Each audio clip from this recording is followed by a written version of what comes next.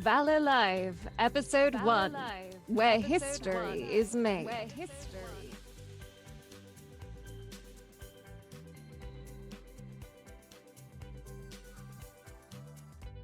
All right. Well, welcome everybody to the first episode of Valor Live. I will be your GM for this session. My name is Zach. I am a voice actor. I will let the rest of the cast introduce themselves. Sure. Should we go in order of camera, Francesca? Yeah. I don't know who's. Let me open up. See who's order. Okay. Hi, I'm Francesca Calo. I'm a voice actor, an actor in New York City. I voice on Pokemon, Regal Academy, Archive 81, some others. I will be playing Callon Lau, who is the young boy on the second to right. All right, Paul, you are Paul. up. So, hi, I am Paul Greene-Dennis. I, too, am a voice actor, opera singer, and I will be voice acting Faizon in Black. All right. Hi, I'm Tamara, also a voice actor. Amazing. And I am playing Gemma Friedman, aka HeartShine. All right, and I do want to shout out a few people behind the scenes. We have our lovely technical expert, Charu, who handles everything behind the streams. A lot of this would not be possible without her, so please give her the grace of thanks. She's doing the hardest jobs there is when it comes to streaming.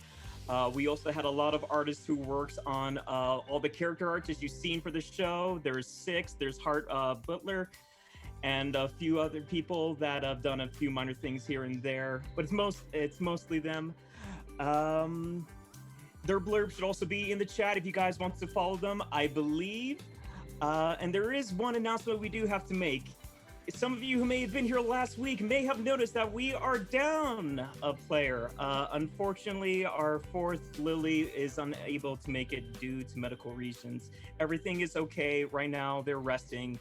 And all of us here are wishing them the best and the smooth and easy recovery.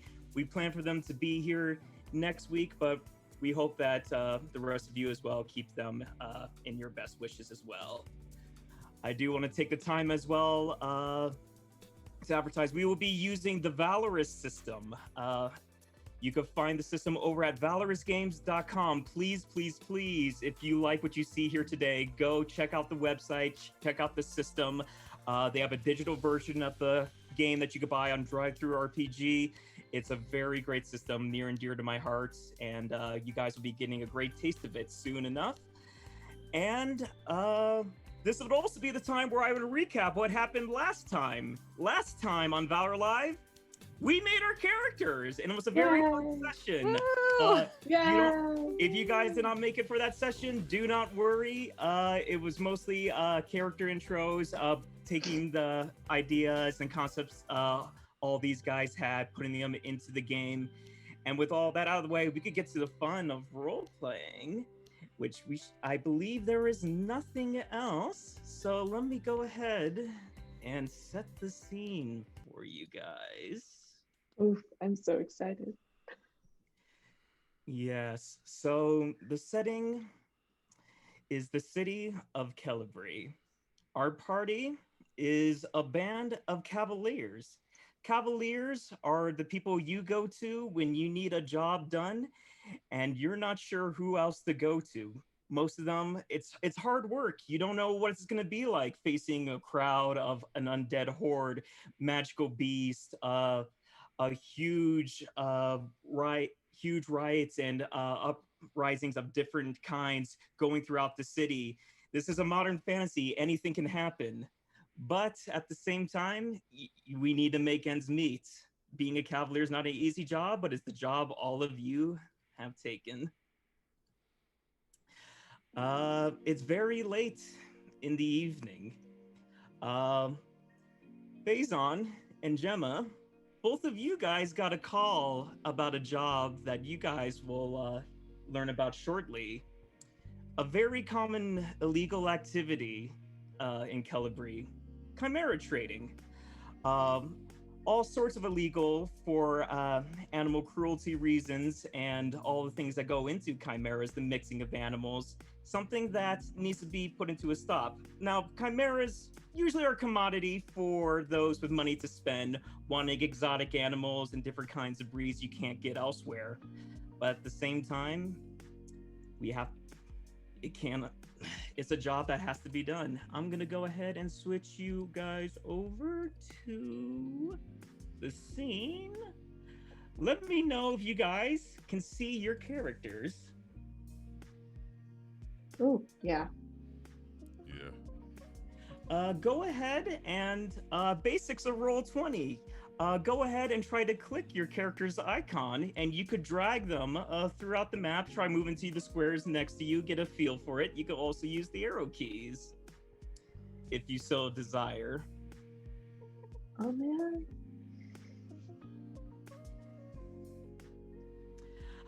You guys have gotten a tip for this Chimera trading deal. It's outside of an abandoned warehouse. It is all the tips that you guys have gotten.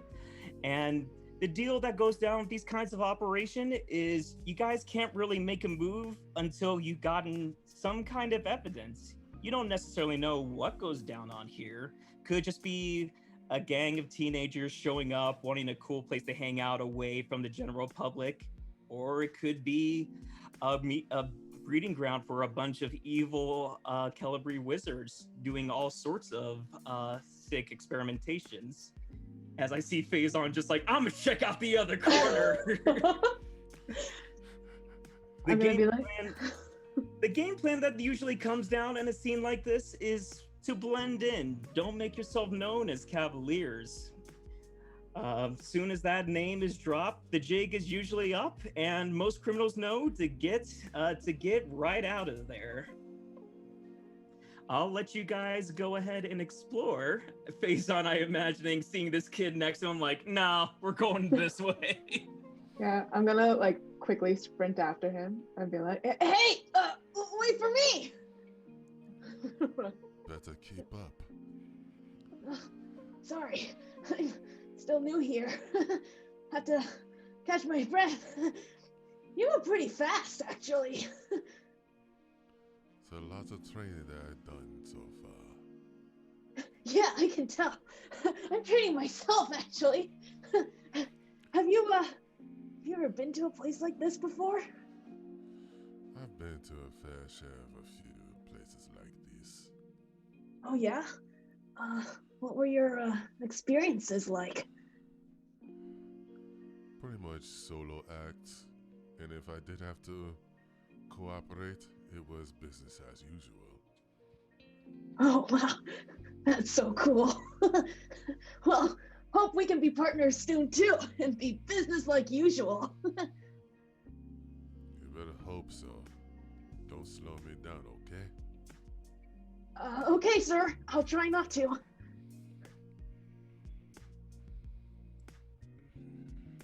All right, I think Gemma's coming up around the corner and she's gonna just take a look around. She's coming up on the other side here, I imagine. You do, and as you could probably see, there is a certain beast folk that catches your attention. Doesn't really say anything, but they're looking at you, and they're just kind of watching, trying to feel out what you're going to do. So I should say, I'm prefacing this, I am not in my outfit right now. I'm just in my plain clothes, pretty inconspicuous, but like, still probably shouldn't be here.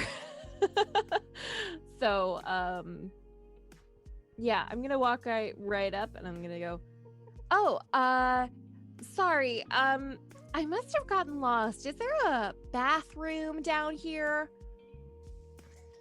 Bathroom? Yeah, bathroom. Her accent's very bad. Yeah. He just takes a look around and kind of stretches his arms out. I mean, you see what I see. Not really necessarily inside you're gonna find a place to get some privacy. Oh, wait. Is not the entrance to Wonderworks. He gives you a really quizzical look, raises an eyebrow. It's like, how long have you lived in Callon? Oh, I just got here. Oh, just got here, huh? Got any, did you move here alone? Oh yeah, there's nobody really in my family anymore, so I figured why not just move? Oh, I see. Oh, well, I know it could probably get pretty lonely out here being by yourself. Tell me, are you a pet person? Don't mind little critter running around the house? Oh my god, do you sell puppies? Oh, puppies you wouldn't even believe, little miss. Oh, well, count me in. He steps back, hold on one moment, and shouts there. You guys are welcome too if you want. Next time you might want to keep your voices down. Oh, sorry. Wait, did you say puppies? Yeah, puppies.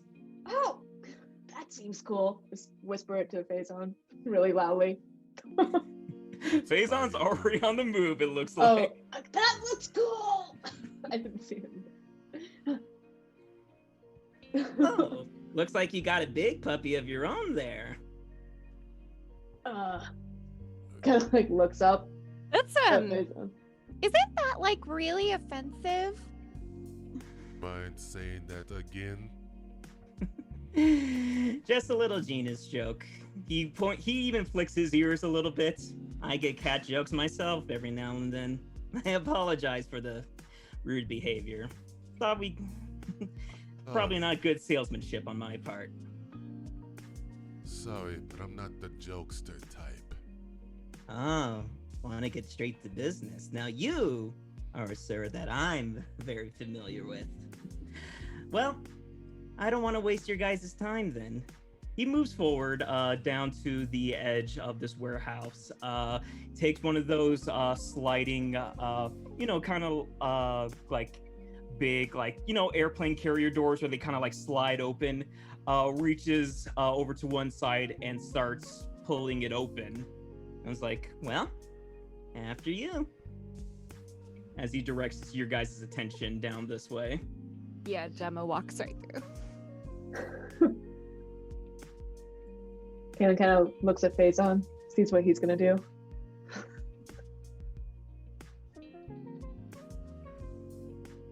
Faizon?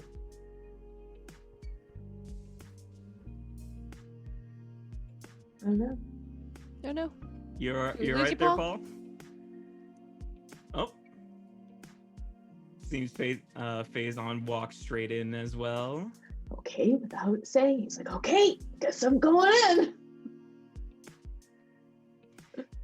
You guys get to see a better look on the inside. Other than the two spotlights coming over from both on your left and on your right, it just looks like people just doing menial work behind the task. You see cages of different kinds being moved around. Some empty, some filled with, you would imagine, some kind of feed, some kind of food that they would usually sell along with this kind of work. And this young lady comes up and was like, oh, customers. Well, it's a pleasure to meet you. Oh, I'm so sorry. Where are my manners? Here, I am Ivy. And who do I have the pleasure of speaking to? Well, oh, he's Faizon. Faizon, Cool. right here. Faizon. I'm Callon. Faizon, Callon. And looks over to Gemma. And you? Gemma.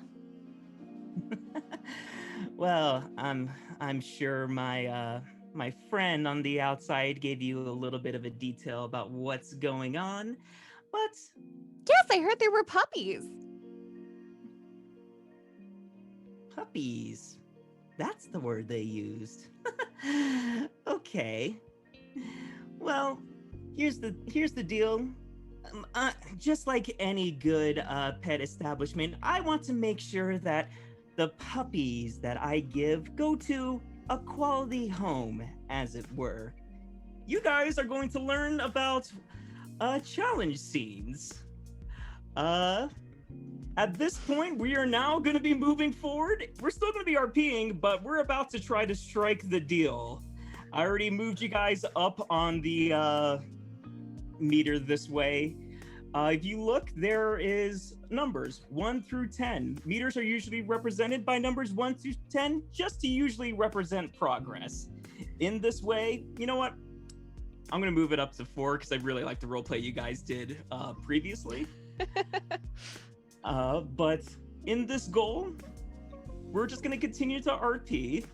And just to have a mechanical feeling of how the conversation's progressing, are you guys getting a little closer to striking the deal? Are you guys kind of pushing Ivy away? Will be represented by this meter. Can I have all of you guys roll initiative? Oh man. Man.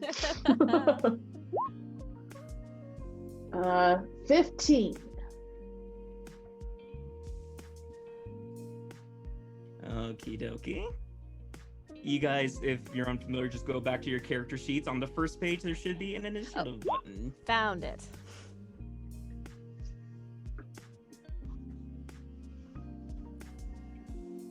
And let's see. Oh, it did not add you to the turn order? I didn't click my token. The cardinal sin. Yeah, go ahead and click your token and get that done. Whoops.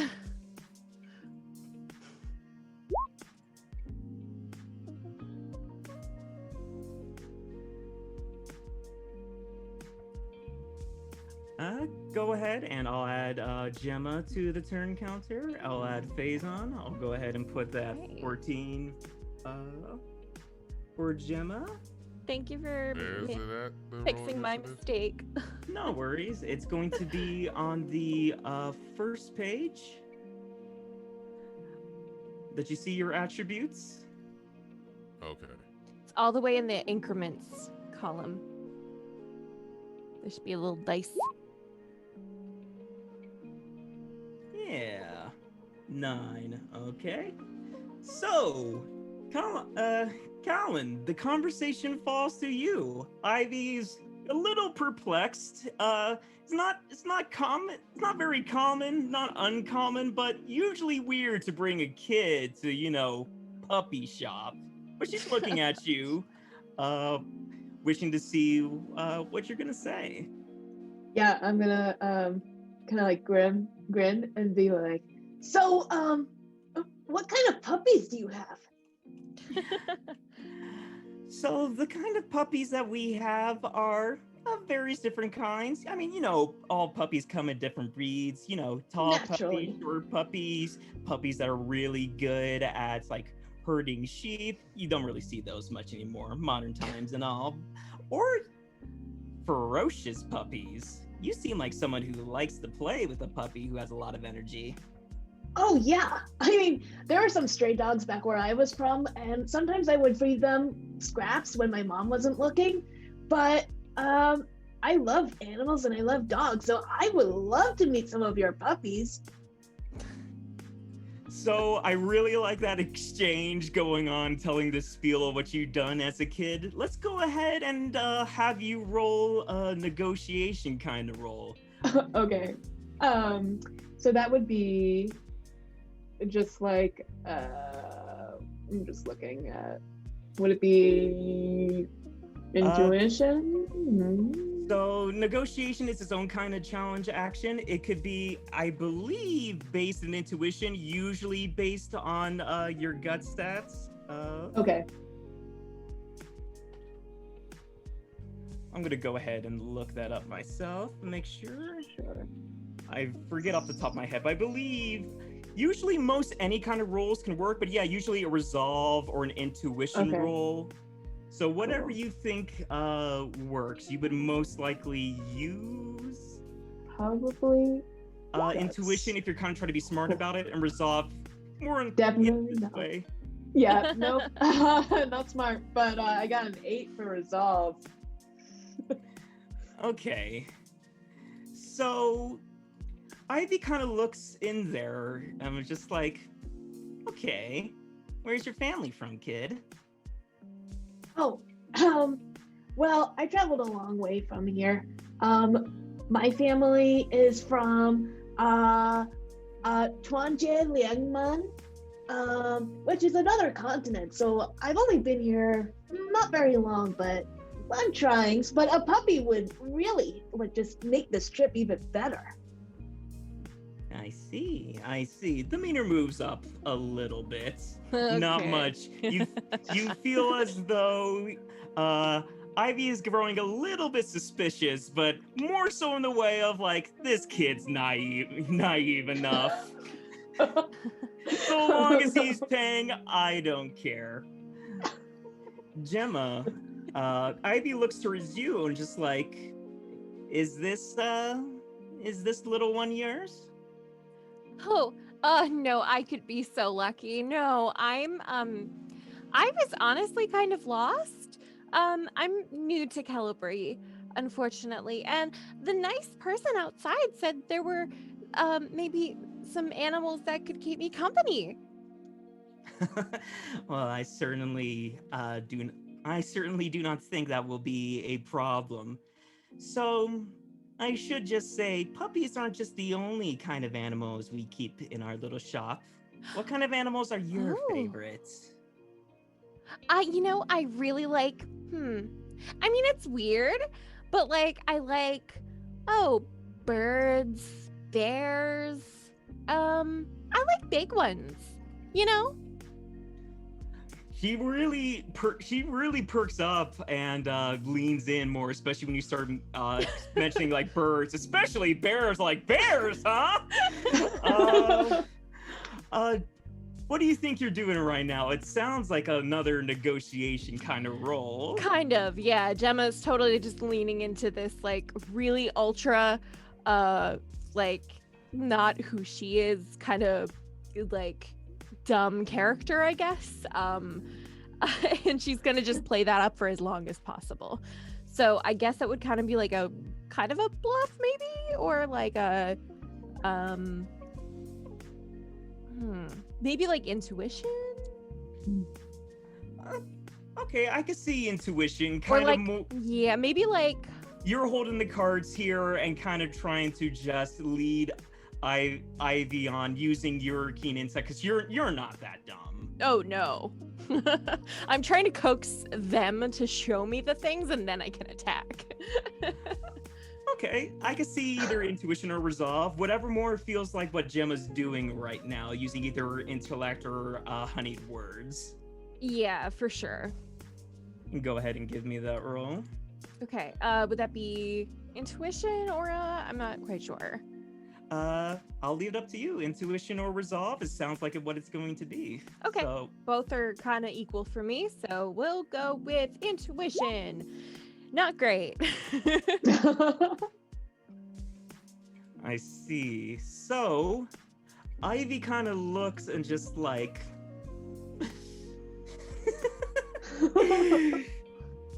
You've never seen a bear in your life, haven't you, miss? Well, of course I haven't seen one. I mean, I grew up in Minneapolis, or not the whatever Minneapolis is in this universe. I grew up in the north. I mean, like, there's always bears around, but you don't just like go up to bears. I just like looking at them. I see. I guess there's always time to make room for new things in one's life. Ivy is keen on skipping her turn for now. Faizon. She really, really wants to hear from you. It's okay if you want to handle this differently. You want to know about me? So, pardon me if I seem a little skeptical, but you don't strike me as the pet type. More of the kind of easier if nobody else is around me. But that's just a hunch. Well, looks can be deceiving. Who's to say I don't like puppies? I mean, look at him. I mean, yeah, Sorry. look at him. I mean, I'm a half-breed myself, Ivy. Ooh. To me, it sounds like you're trying to scare Ivy a little bit. What's going on here, Paul?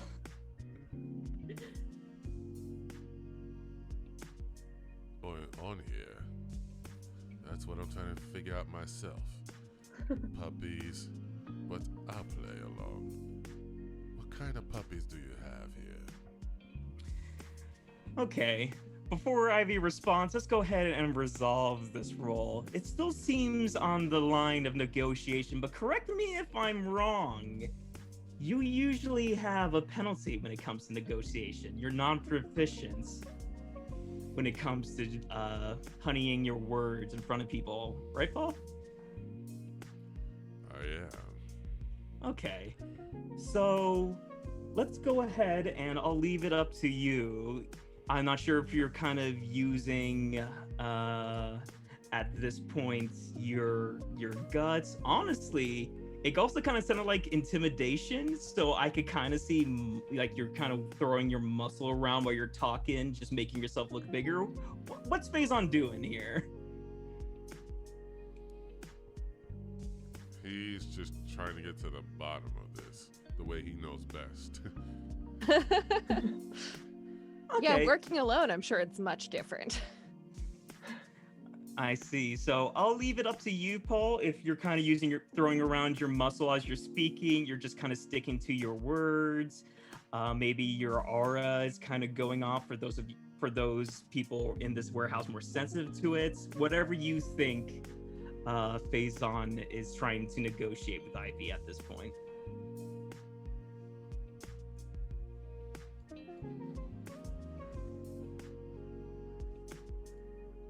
So if you want to go ahead, and I heard it. Ooh, Oh. muscle. Muscle defense. Oof.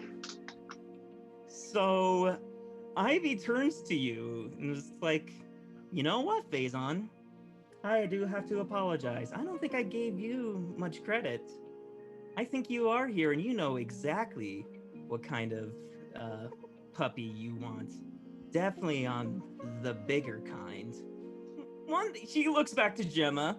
Maybe not necessarily of bear qualities, but sounds like you could handle a big little puppy very easily.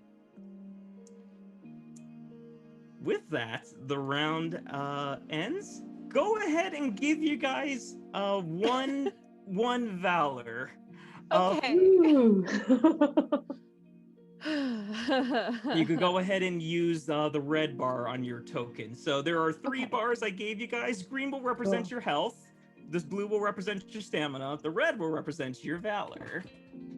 I'm going to go ahead Okay. and give Ivy 1 valor, even though she didn't necessarily participate. She's still kind of feeling you guys out and doesn't always want to scare customers too easily.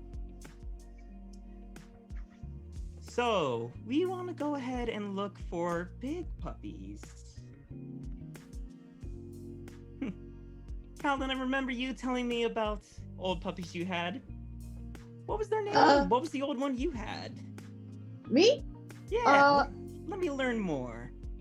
Well, he was a stray, so I don't actually know his real name, but I always used to just call him Spot because I'm unoriginal like that. He did have a lot of spots.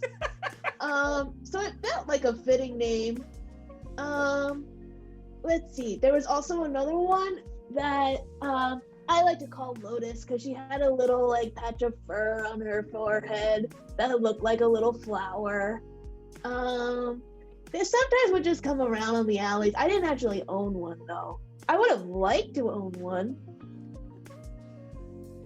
And he like kind of looks at her eagerly. Are you kind of trying to... It seems like negotiation, but I want to use the word empathize in the sense. Yeah, of like... kind of...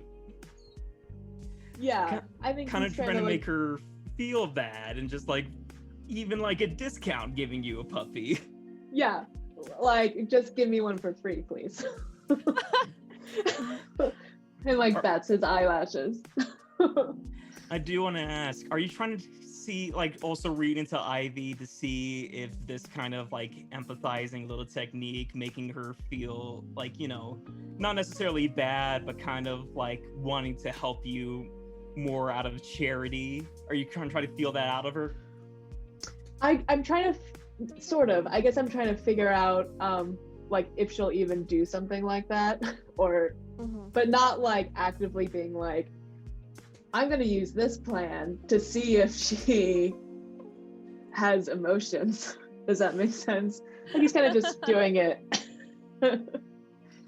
Ivy has been kind of letting more encouraging you guys and talking more about herself. So yeah, I could see more of an empathy or negotiation.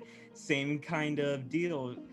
Whether you're trying to use it with your resolve and the way you're speaking, or more so just trying to feel her energy out, maybe an aura or such. I'll leave it up to you. Give me a roll and just tell me what you're doing again. Okay.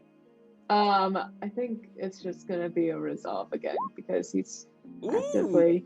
Oh, 14! Hey! Yeah. So he's just kind of like, he tells his story, I tell my story, and I'm just like grinning at her and like looking at her eagerly and being like, Please give me a puppy. Yeah. Have you seen how cute I am? Look, I could take care of puppies. So here's the thing. I forgot to move the thing up for Faizon, so you guys would have been at 6. Callon, she actually, you make her feel a little bad, and for a moment she doesn't even speak. She kind of looks past you guys. Oh my god. And just thinks, I also had a little puppy named Spot. I'm sorry. You know, it's sometimes a little difficult always being on the side of giving pets away to really, really nice homes and just seeing, you know, the memories they'll be making once they're, you know, out of my hands and into yours. But little kid, I have to say, I haven't felt this way in a long time. If you leave here without a puppy in your hands, I have failed myself as a salesman. Mirror moves, not once, but twice. You guys are really, Nice. really pushing this. You kind of get a hint too that maybe making Ivy feel a little bad is kind of the way to go. Can I like place my my God. hand, like go over and place my hand gently on her arm? Absolutely. Okay, cool. I'm gonna place my hand gently on her arm and be like, I understand. Especially when you get to know them for so long and start to take care of them, you start to feel things for them like they're your own, even though you know that you have to give them away. I mean, in the past few years, I see them when they're young. You know, I don't see the old ones, the ones that, you know, you spend those memories with. They start to get that little shake in their step. I'm sorry. Do you not have a puppy yourself? She thought for a moment and thinks like, why did I never think to take one for myself? Gemma, was it? Gemma, yeah. You have opened my eyes in a way I have never thought. Well, I'm glad I could help. I can't believe you work with all these wonderful animals and you just don't have anything to go home to. Are you also kind of trying to empathize as well, feel out Ivy's emotions, and make her even go further down this rabbit hole of wanting her a pet of her own? Faizon, how annoyed are you right now? Yeah, what's going on with Faizon right now? I am a mixed bag of emotions right now. Slightly Sorry. annoyed and somehow amazed at what's going on here. incredible. Now, hold on. We haven't resolved Gemma's little statement towards Ivy, opening her eyes up. I should have my own puppy. So yeah, same thing. It sounds like it could be an empathy or kind of a manipulative negotiation. I think this is definitely more of like an empathy. I'm like trying to just play to that side, seeing as I saw how successful Callon was. Okay, go ahead and give me a roll. Okay, same intuition or resolve. Yeah, it more so is of like, is she using her intellect to kind of get this out and get this conversation going, or is she really pulling into like the personality of being human with Ivy? Yeah, I think she's going more personality on this. Sounds good. Yeah, give me a resolve roll, and let's see how these words. Ooh. Okay. Ooh. I got a 5. You got a 5. No. At this point, rolling a little low there. Ivy looks towards you, Gemma, and it's kind of, I think your words had a more unintended effect, where now you're kind of pushing Ivy into those deep emotions of just like, man, am I stupid? I with pets all the time, and I didn't even think about. Oh, you guys must think I'm an idiot. Oh, no. The meter actually goes down a little bit as she starts to lose her composure. Oh no. Oh, no. Oh, Ivy, you're so stupid. You're so I give like a panicked look over to Callon and Faizon, like, oh no.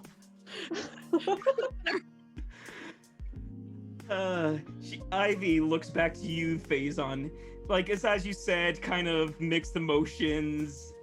And she kind of looks towards you, not really sure what to expect of, like, you probably think I'm stupid too, don't you? I wouldn't say you're stupid, but rather passionate. Oh. Nice. Nice. I mean, you don't get into this business unless you really, really like animals, It's so, I guess I never really realized until now how much it's taken a toll on me to be giving them away and not, keeping one to myself.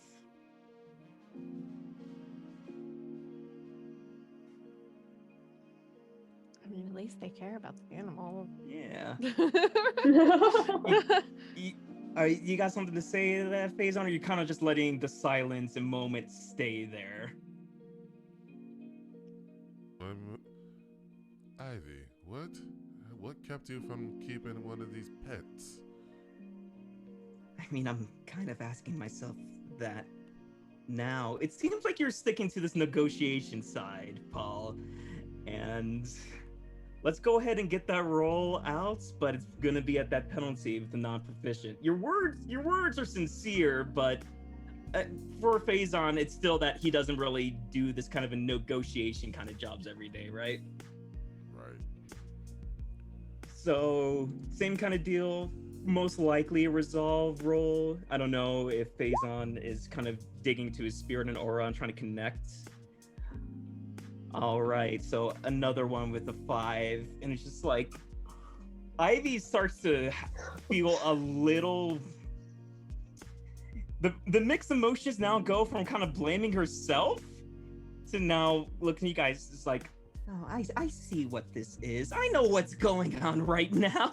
Oh no. You guys were never here to take one of these puppies in the first place. Why are we even still calling them puppies? You guys are trying to make a fool out of me. Oh no.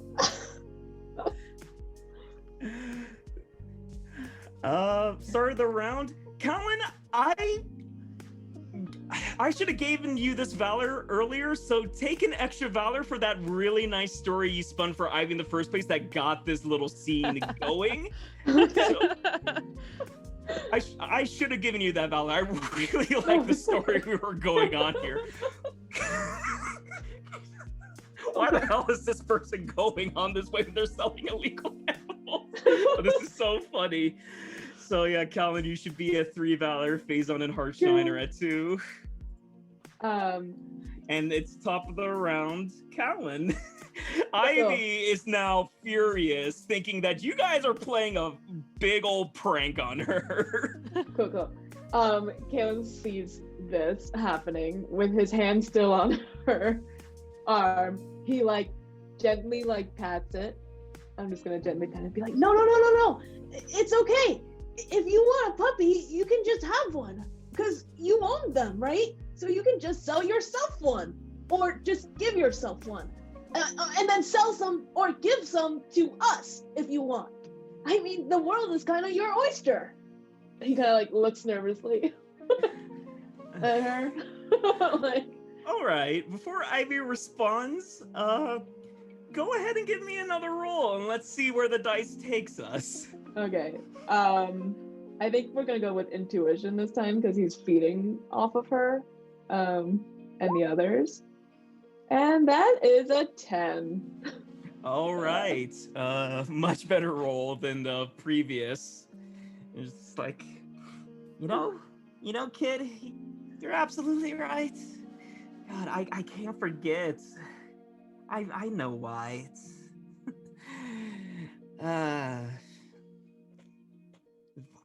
I'm really good at finding the best kind of pets for people, you know? It's that's what I'm good at. You just gotta find one for you. Sorry. I guess it kind of makes sense. You know, I see them every single day, so high standards of maybe it's just not every pet's for me, you know? I mean, gosh, now I feel silly. Doing this thing, making sure I give the pets these puppies to the right kinds of people. I should trust myself. I'm really good at reading people. She's not very good at reading people. I'm really good at reading people and knowing the right kind of pet for them. I can't let myself down for stupid little mistakes of when I shouldn't get a pet. I'm here right now and this is so unprofessional of me. I'm so sorry, you guys. Okay, it's you guys who are picking up these puppies. Puppies. Thank you for keeping me on track, kid. I feel so much better. And the meter moves up. You guys are almost there. Gemma. No, I'm gonna blow it. I know it. I just know it. You can do it. Yeah, Gemma just kind of nods and goes, well, I mean, sometimes we just have little epiphanies at inconvenient moments. So anyway, back to the situation at hand. You said you have all kinds of animals here? I guess I get preoccupied with the term puppies. Everybody wants a puppy, understandable, but that's why I kind of, jumped on when you said, bears and stuff. I don't necessarily think bears are very common, but you give me a week, come back here, and I think we can find, maybe not necessarily a bear, but what? Oh my God. Like a bear? That would be kind of interesting, wouldn't it? This is such a breath of fresh air for not using the term puppies. Yes, I love those big and wild animals, girl. You feel me? Yes, I do. I'm very excited. Can you show me some? I love how excited you're making, Ivy. Go ahead and roll and take a +1 to it. Okay. Steering her into a more positive kind of vibe. All right, I rolled an 8, so +1, 9. 9, okay. It was like, oh, okay. I'm not gonna forget you, Callon, was it? Yeah, we're definitely gonna do the puppy, but you, miss, I do not want this to be the last time we see you. You want a bear? Yeah, I'll find a bear. You want a dragon?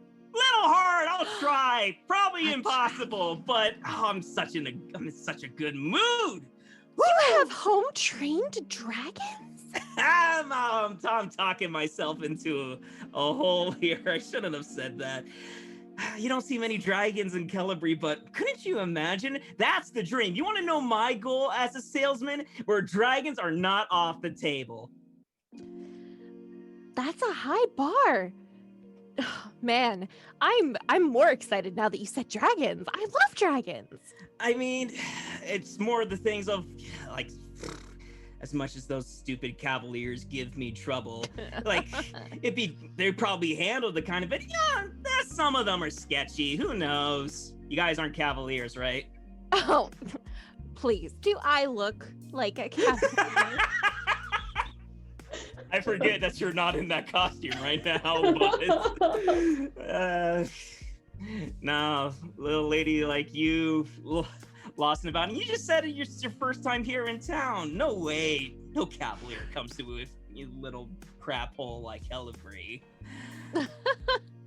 Yeah, I'm pretty sure they like stick to the bigger, like more popular cities or like big events, right?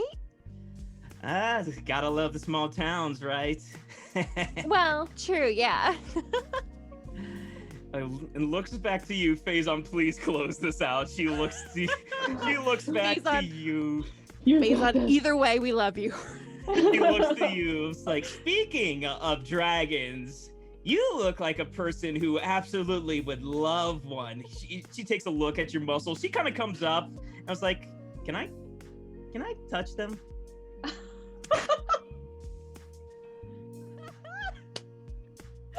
She kind of gives you a little wink too.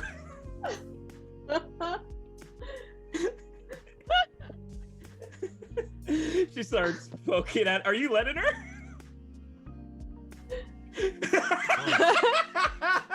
Well, she goes for it. I think we know what kind of role you're doing.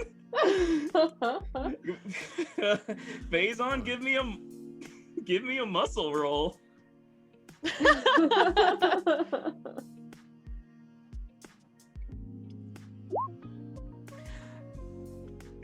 Absolutely. You know what?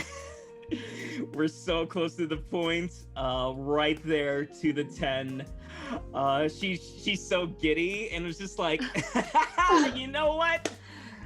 I had a good night. You know, this talk about puppies and all the, the lies and deceit here. You know what? This is great. Are you guys work in the theater, right? Are you one of those mage artists who put on those magical shows? Because this is a treat. And now presenting Faizon's muscles. He just walks on stage and flexes. Yeah. I have not had this much fun doing a deal in a while. I'm glad you guys are talking about the big puppies. I think I have something just up your guys' alley. She reaches over and shouts down the other way, Jackson! And after a little bit of time, you hear the door come back open.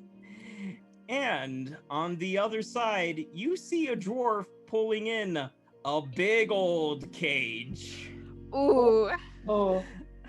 This is something that is a surprise to all of you guys.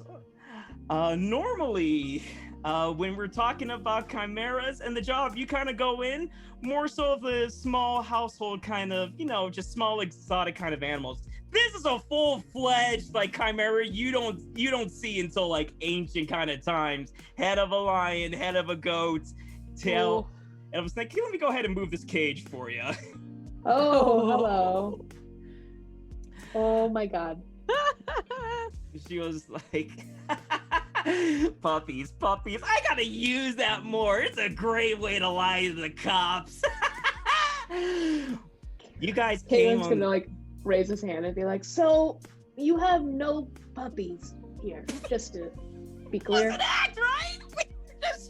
We were just joking. All right. Spot. I mean, I would call that a puppy. Yeah. Really big one. Yeah. With a lion head on it. What do you intend to do with that thing? I was gonna leave that to your imagination. You, miss, talking about the big ones? I hope this is big enough for you. Oh, it is everything I imagined and more. I didn't expect multiple parts. Huh. This would be really great for a nice little outdoor barbecue party. But while you guys are talking, you just hear crazy amounts of roars and just the snake tail kind of like poking through each part of the cage. It's so cute. Feisty little one. Fresh little delivery we got here. Usually we try to, pacify them a little bit, but I think you guys can handle it. So, I don't got all night. I got a home to go to and crash. Let us talk payment. How long are you guys gonna let the charade go on? Yeah, Kale's gonna look at Faizon and be like, what payment? Go time then, if he's gonna sick that thing on us. Well, Did you say that out loud, Faizon? I mean, do you take card? Yeah, that fella's silly. Take cars. She points to the briefcases over here. And it was just like, oh my goodness, you actually are new in town, aren't you, girl? Yeah, that's what I said.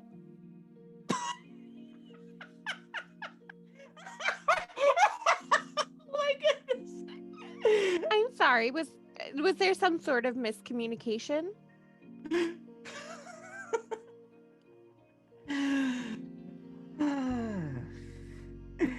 Really putting me in a bind here, aren't you, girl? Now, like I said, I do not have all day.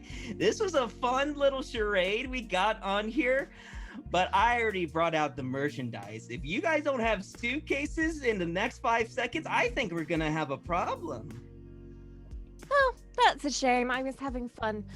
Anyway, Kale's gonna do a double take. yeah, Gemma's gonna transform. All right, it's at this point that combat has officially started. I believe this is the track. Ooh. Oh, so we're back at the top. Did I give you guys Valor for that last part of the scene? No. No. All right, let's give you each one Valor's continuation still of the first scene. Gemma, you are starting off in what we call the ambush round. Yay!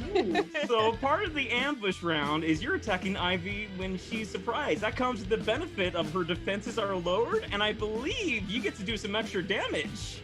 Okay. So long as you hit. All right. I'm not sure how the transformation is gonna work. Does that just happen instantaneously? Yeah. Or... Let's just say it happens. Okay, because it's surprise.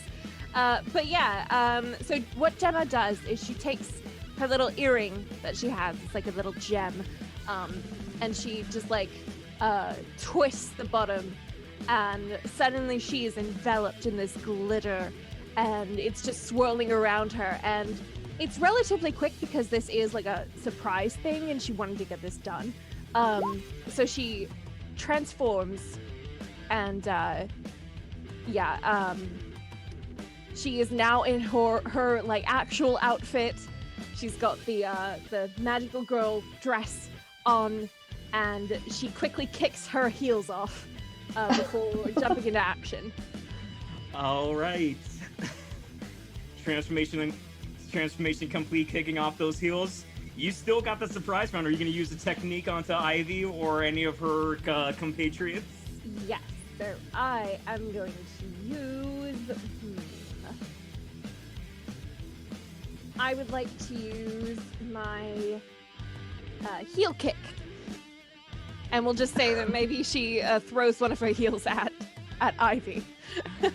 All right, go ahead and give me a roll. Ivy's also has to roll in defense, so this is a dexterity roll. She's gonna roll her dexterity then. Give me 1 second. I gotta make sure I don't lose track of these. I'm gonna need a lot of these. There's the dexterity. Here is her roll. And she's at a -1.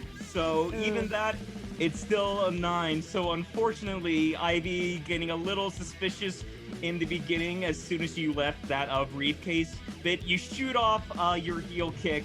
Ivy dodges to the right. The heel goes flying. Unfortunately, the attack was just a little too slow. Ivy got a little suspicious too fast. Callon and Faizon, I will give you guys the same grace since Gemma started the surprise round, or the ambush round. You guys get to move. Oh, Gemma, I'm sorry. You still got to move and a support action as you desire. Yeah, I'm going to...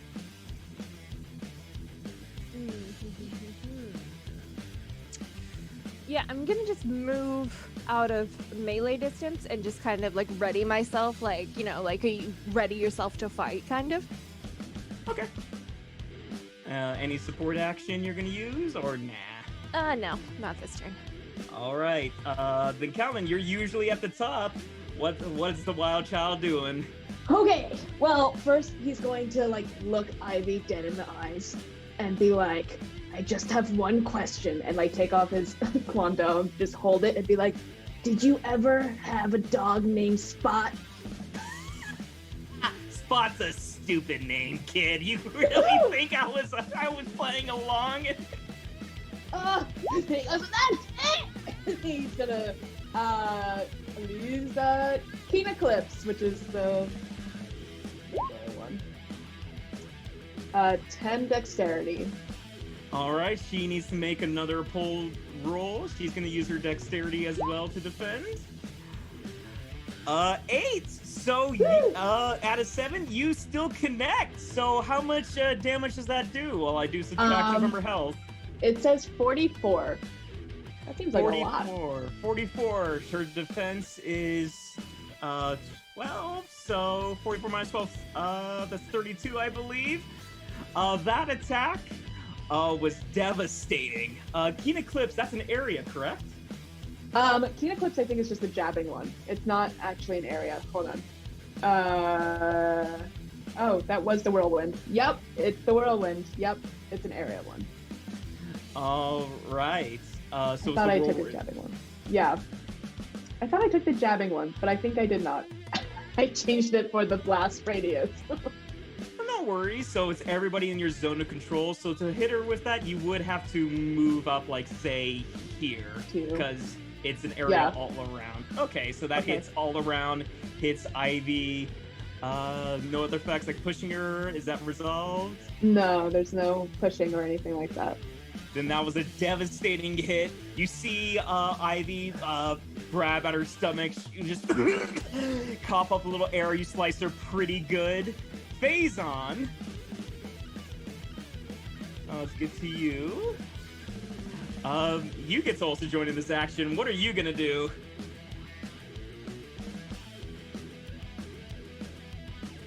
Faizon? Yep. I am going to join in the fray as well. Okay, tell me what you're doing. And I am going to attack Ivy. Which technique you're gonna use? I am going to use my Banshee Strike, which is the emboldened item. All right, going over for those pressure points to stop her from moving. So I believe you don't have any range on that, so you would have to move up. All right, and I think you have enough move. Yeah, totally enough move. Go ahead and roll for Banshee Strike.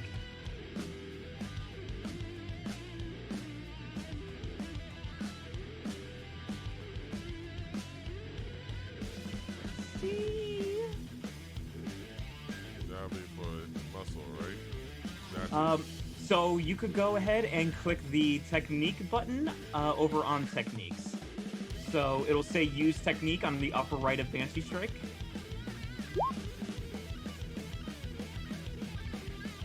Ooh, 11. That's gonna be, I think, a little tough for her, and she's still surprised because she hasn't acted yet. Let me go ahead and bring up her dexterity. She's going to roll. And we got a 9, so that would go down to an 8. Easy hit, 34 damage. I gotta do a little bit of math, which is fine. So 34 minus 12, it's gonna be 22. And I seem for some reason unable to select off of Faizon, so I'm gonna come back in, and the rest of the surprise round would be in your favor and not in the enemies. So you guys go right to the start of the round. You do not get Valor in the ambush round. So we're back at Faizon. You might not give Icy a turn to react. I may have made this too easy for you guys. Let's see. Okay. I just don't want to hit anyone in my area, but Callon's gonna be like, Spot is not a stupid name, and like just jab at her again. So now do I just use, so the techniques are the only things that we can use, correct? The techniques are what you're going to use in combat, yes. Yeah, also, okay, cool. Just screaming, Spot's not a stupid name! I want to give you Valor for. So go ahead and take an extra piece of Valor. I don't even think you're going to need it. Yes! Okay. Then I guess, because everything else is kind of a blast radius, I don't want to do that. I'm going to use Barrage Bane Blitz, which is the stabby one. The stabby stab? Yeah, the stabby stab. All right, give me a stabby stab. 7. Oh, yeah. We'll see how that goes. All right. Let's go ahead, and she's gonna roll her dexterity. Unfortunately, she was like, "Yes, it is!" And steps back, catching her breath. Was like, "I'm not going down without a fight." Oh, no. Too fast. She still doesn't get a turn yet. You guys rolled really well for initiative, and Oh man. All right. Okay, so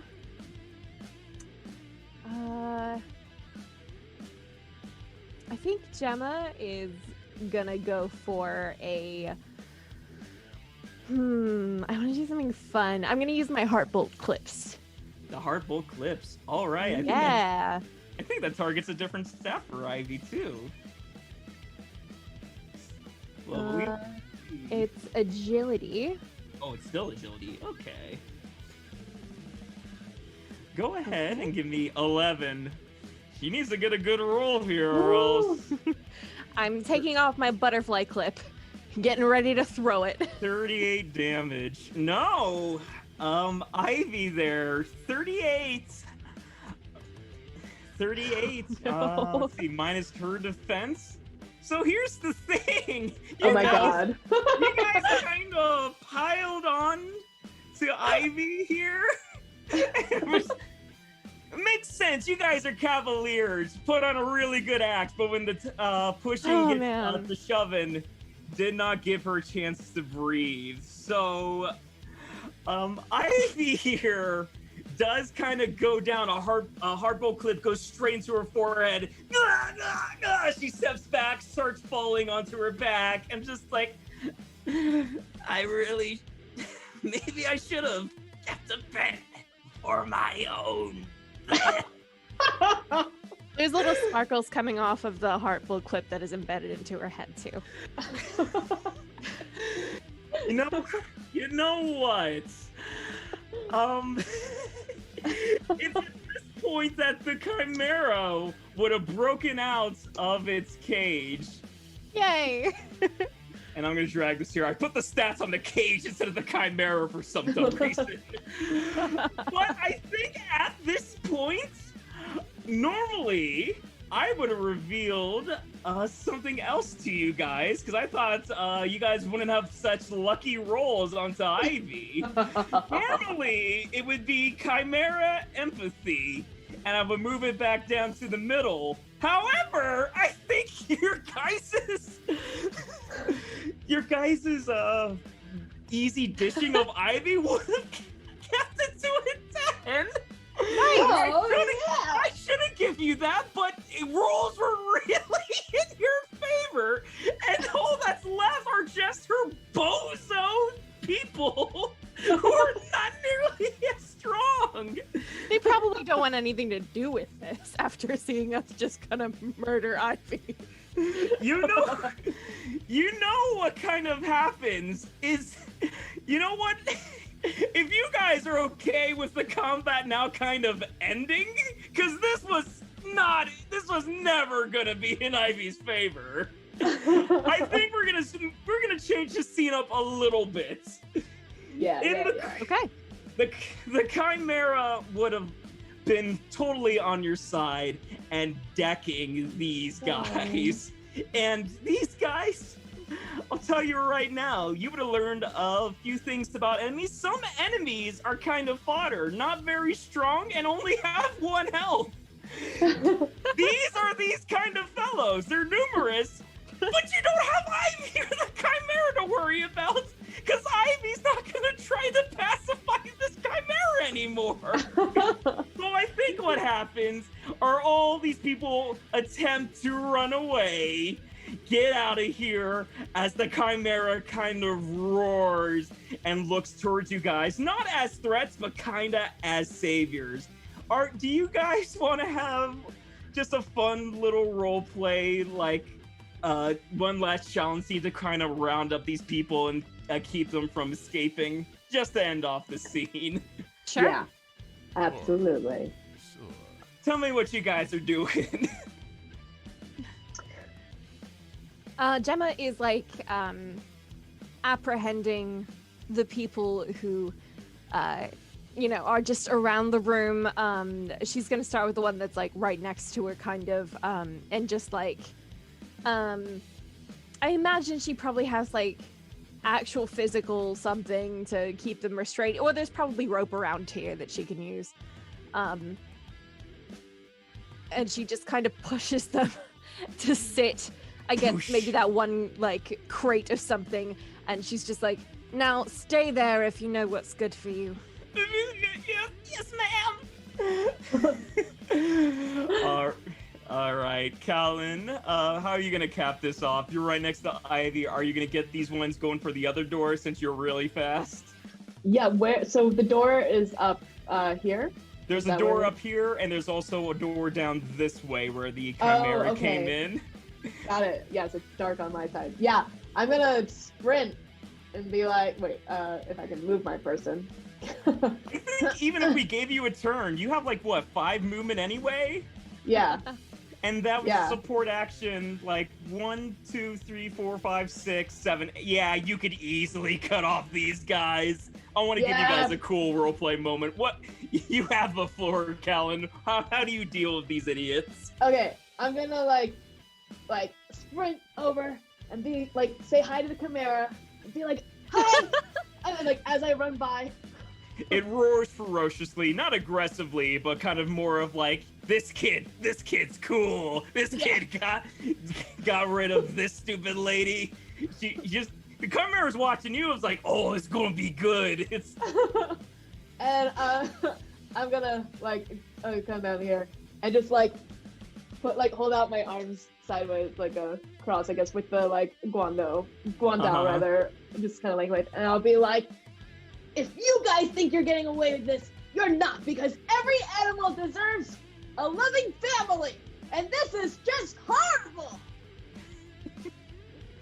And I'll be like, and if you don't do as we say, you're gonna end up just like your friend over there. Back over there, behind the Chimera. I'm gonna make him eat you. I'm giving you another Valor. Not like you even need it at this point, but bragging rights of, like Francesca, that you have absolutely killed it with my the RP God. during this scene. These guys kind of look to you, look back to the Chimera, look back to you, look back to the Chimera, and kind of just like lay on the floor with their hands up, looking at the Chimera, and just like, it's not really gonna eat us, is it? And he's just gonna wave at the Chimera again and be like, give him a thumbs up. The snake head comes around and like imitates a thumbs Oh up my too. God. You're the reason this Chimera empathy bar is at a 10. Yes. New Chimera friend. I hope you wrote this into the story that we now have a Chimera. Oh, no. Let's hold our horses there for a second. Okay. There's a lot of legality that goes to Oh, chimeras. man. Oh no. Faizon, let's give you a cool moment. There's this person who kind of runs up and wants to get away. I'm sure you're not letting that happen at all. Behind me or to the I didn't catch that. behind me? Yeah, there's there's little beast folk right behind you, a little bunny beast folk trying to hop his way out the front door. I'm sure you're not letting him though. Yeah, I'm afraid I can't let you go anywhere. I'm afraid I can't let you go anywhere. The bunny kind of starts shivering and quaking. His frame starts to get smaller and smaller, and you're not using any force. He's not putting up a fight. He just kind of slowly puts his arms up, pins himself against the wall of just like the jig is up. Oh no. Good. And the next time you abuse people or your pets, you better think twice. All right. And with that, this first job that brought you guys together, which I thought was going to be harder for you, but I guess not. I should have made Ivy a little bit stronger, but I'm going to keep that in mind for next time. Oh, no. Eventually, you guys put in the protocols. You call local law enforcement to come down and arrest these fellows. The clear evidence that they are in the Chimera trading evidence, even more of a sentence that's going to be laid on them, because this definitely falls into the kind of monstrous escapades that could terrorize the city in the wrong hands. So in a sense, what would normally be a simple job of, just bust these people selling these little exotic pets is more so of, no, you kept what would have been a wild creature from terrorizing the city. The different kinds of animal control and animal safety places come out, figure out what they're going to do with the Chimera, and make sure that it gets... it goes into a place where it won't cause any trouble, but hopefully be in a nice place itself. And the thing is, like, as people show up, and like the police are kind of questioning you guys, getting your guys' reports, as well as like animal control, it's just like, how, like, you guys are like experts in this kind of thing. You guys are almost in the point where it's newsworthy. Oh no. And after you guys give your reports and kind of settle everything for the night, every piece of business taken care of, you all take your leave, go back to your individual places, rest up for the night. Let's see. If at this point, I forgot to remind you guys to take the stamina cost for your techniques, but I don't think, I think you guys would have gone back to full anyway. Let's see. Gemma, heal kick is 3 stamina and such. I'm going to do some quick little math here before we go into the next scene, because that's on me. I should have reminded you guys about stamina costs. Right. I think I spend 6 stamina, so Okay. 8. And your stamina I- increments 9, so you would be back to full. Okay. Calvin, how much think I stamina do you think you spent- spent? I think I spent oh sorry, my thing just moved. 4 and 4, 8. You spent Is that 4 right? and 8. Okay, No, so like 8 total. Sorry. 8 total. Okay, so your stamina increment is 6. You would get back in the next scene, so I'm gonna take your stamina down too. Don't worry, I got it. Okay, cool. And Faizon, uh, you used I think just Banshee Strike, correct? Correct. So, and your stamina increments at 7, so you would also be at full. So the only person who may have not gotten the full rest of sleep is Callon, but he's also a kid and probably stay up like, oh, that was super cool. We got a really cool job and then a really cool animal with a white head. I don't know what Callon's thinking of sleep, but I'm Oh, no, sure he yeah. was super excited for Yeah. that night. And would also be very excited to go ahead and tell the rest of the Cavalier gatherings about everything that went down that night. We're going to move on to scene number 2 and hopefully a nice break from everything. But I do got the warning that we are approaching like the hour and a half mark. I think this is a good point at any to take a 15-minute break. How Okay. do you guys feel? Yeah, that sounds Yeah. great. Sounds good. I apologize for giving you guys a too easy combat, but I hope you guys had No. fun. Absolutely. It was super Absolutely. fun. It was a No, lot of great. fun. Let the lesson be learned. Spot is the coolest name you could give to a little puppy. And if not, we will throw butterfly clips at you and they will. I thought that combat would have been harder, especially being the first one. You guys are naturals at this, Just our apparently. rolls. Yeah. Our rolls were lucky. The rolls are good. So I guess we'll take this opportunity to take a quick little break, and we will reconvene. I think around 8:30 then. Okay. It works. Great. Thank All right. you. Don't go anywhere, guys. We will be right back.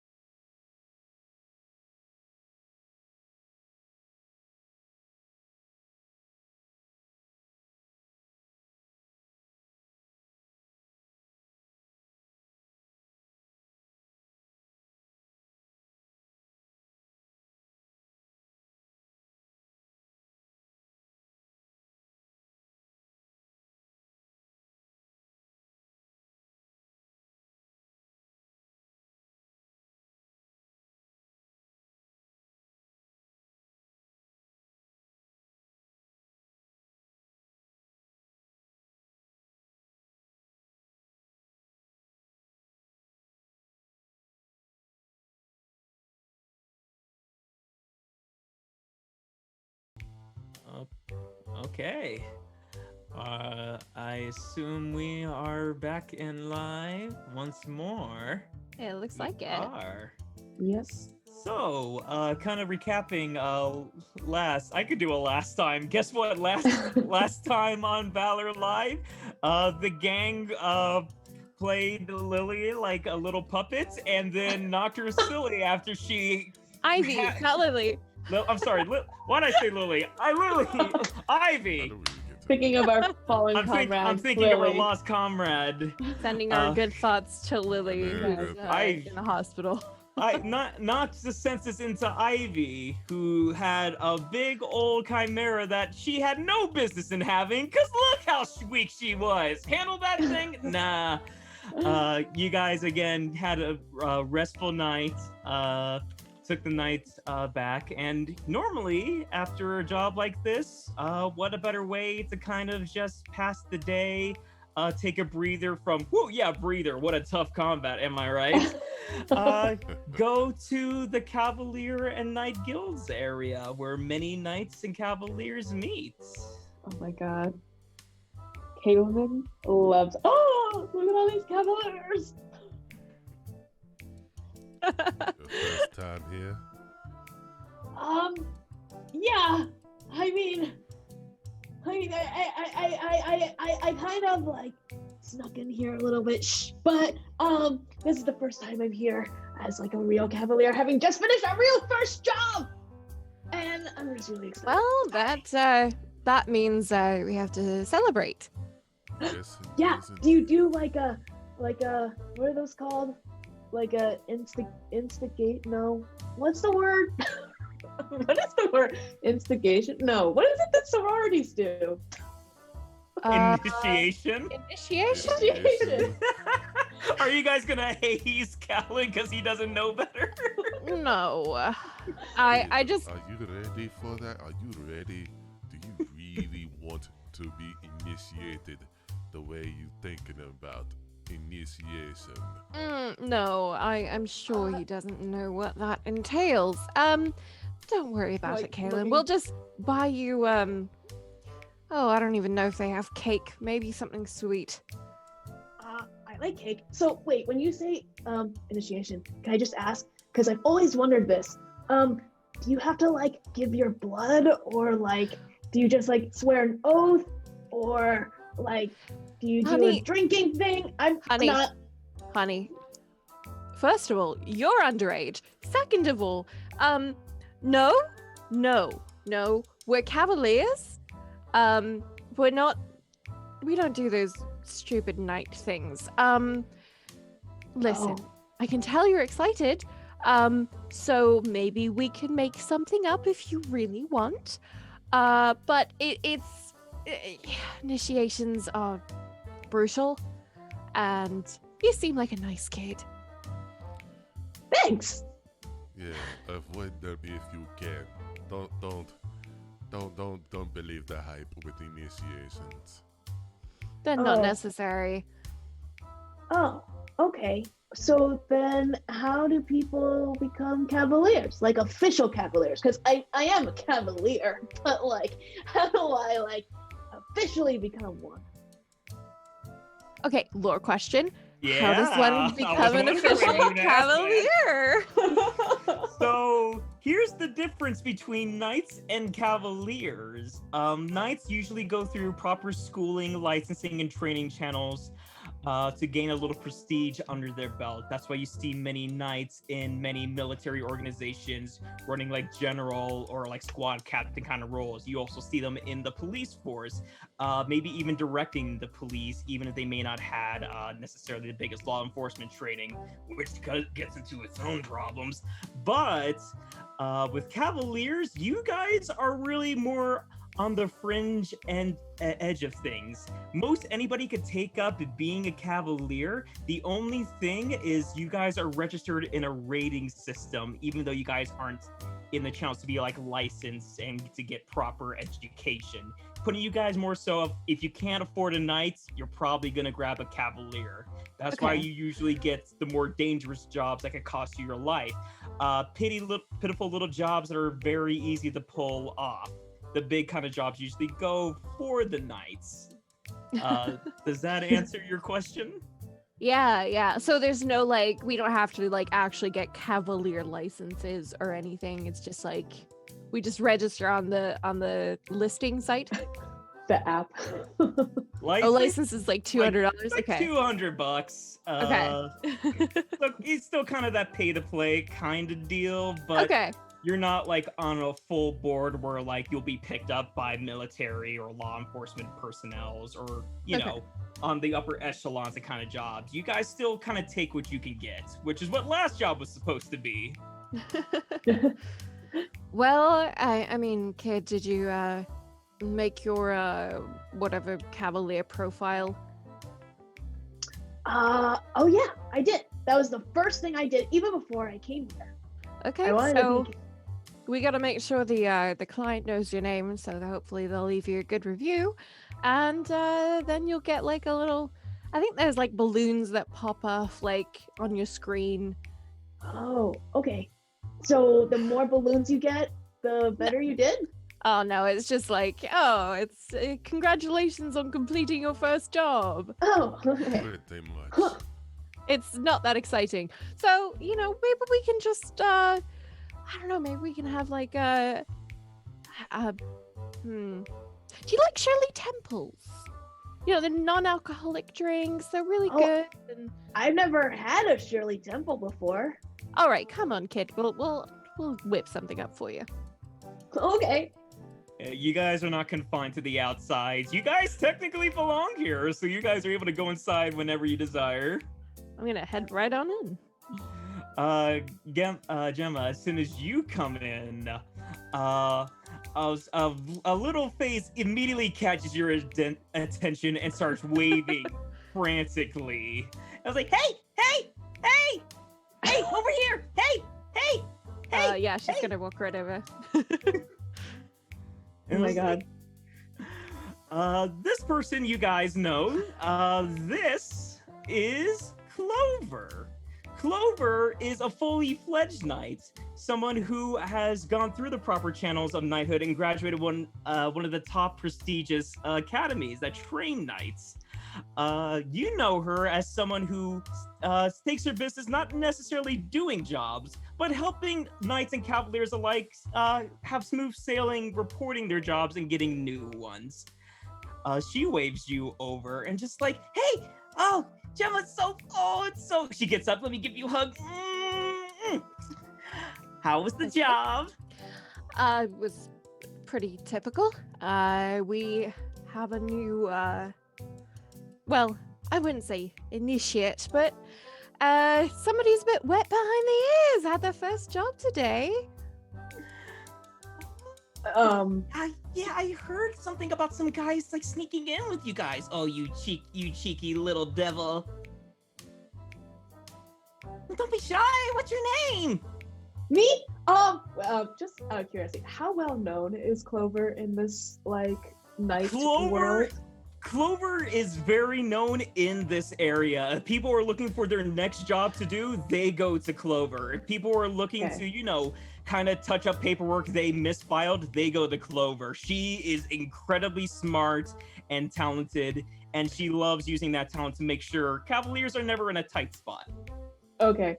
Would someone from across the continent know who she is, or is it just kind of like in this region, like this is the person to go to? You know what? There is a challenge action. Let's bring this here. Knowledge. Knowledge represents a summation of your character's knowledge and experiences. Ooh. I think this makes sense because you did kind of live overseas for a while. This is typically resolved by, I believe, intuition. Some cases resolve, but I would say this case would be strictly your intuition because it's digging out that knowledge. Okay. 9. That was okay. So you've heard of Clover. You don't know why she's famous, but you know she is famous. Got it. Okay. Yeah. So he's going, hi, Miss Clover. I'm Callon Lau. Yeah, I'm new here. I just met Faizon and I kind of just tag along with him on the job. Clover, I would love to be initiated. Initiated. Gemma, honey, what poor thoughts have you put in the kid's mind? Oh, that wasn't me. I said we could just get him a Shirley Temple. Yeah, I would love to meet Shirley Temple. Right. That I run into this kid. Where did you find him, Faizon? You don't seem like the type for kids. He's really naive. Like, he doesn't know what Shirley Temple is. Shirley Temple. I don't know. Faizon, like, I didn't know you were looking for recruits. Are you training? Training? Yeah, are you training him? I mean, if you want to call it that.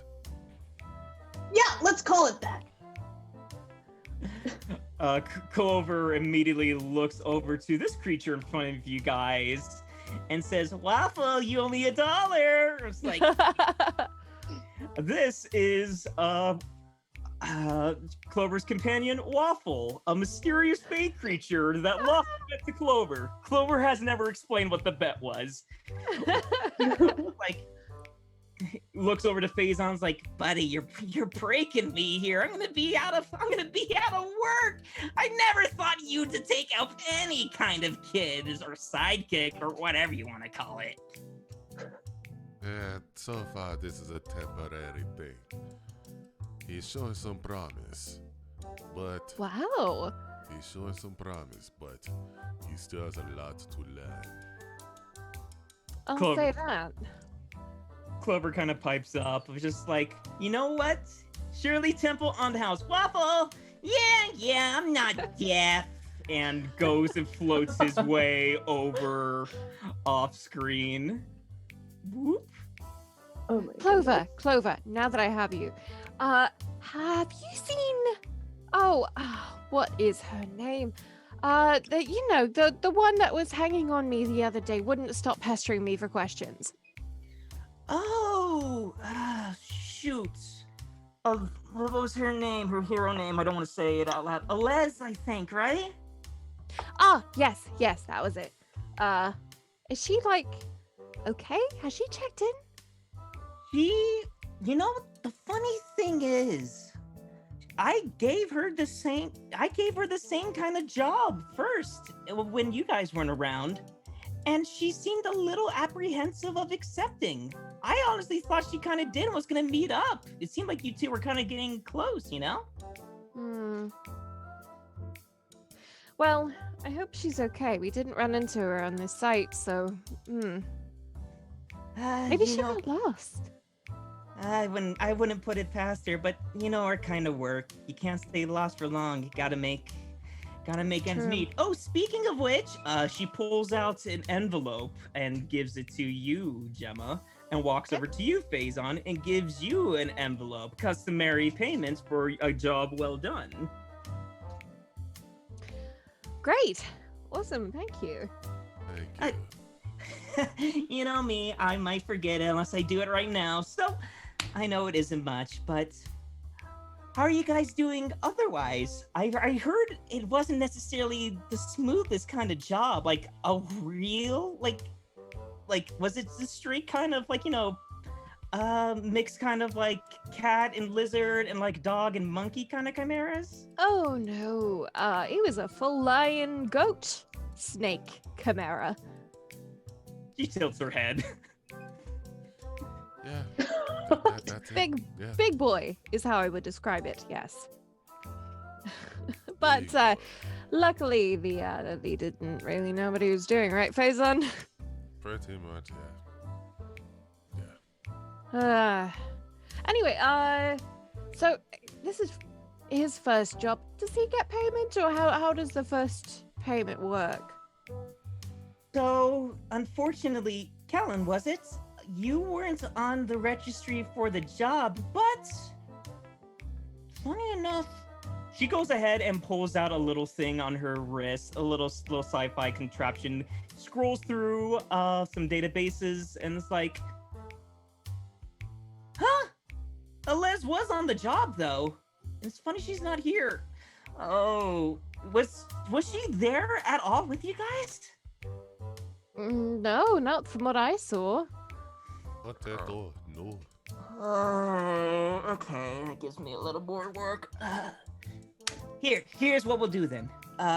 If you guys can confirm, I guess with the reports you gave to law enforcement and stuff that Les wasn't there, I think I could change the numbers and move the paperwork a little bit where she pulls out another envelope and hands his over to Callon.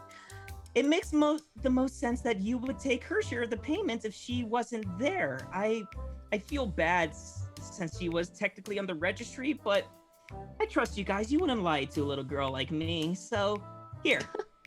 And hands you the envelope, Callon. He just kind of like stares. We both know you're more capable than you pretend. It's my first paid job. Oh, I like give Kaylin like a little tap on the shoulder, like good job. Thanks. I'm actually surprised someone as young as you did such a good job. That's high praise. I never got that good until a long while. I mean, Faizon says he has promise. He kind of like blushes. He's like, oh gosh. Well, don't get your ego up too early, too much, okay? Yes, ma'am. There's still more to go for you to learn. And Okay. especially if you're working with Faizon. I mean, like, he takes on some rough jobs. Well, the rougher the better.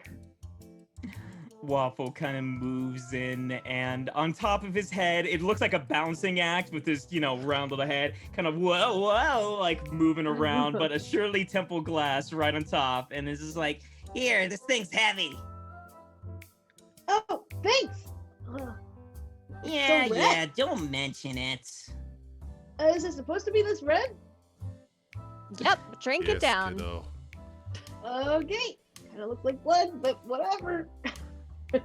He kind of like takes a tentative sip. That's pretty good, and like just gulps it down. Just anime style, just. A big ol'- Just yeah. But this kid is really green. Really green. In But many areas, it showing seems. promise, but still he's green. And not just in combat, in life. He's, a teenager. That's what they're like. That's when I started good. being a cavalier.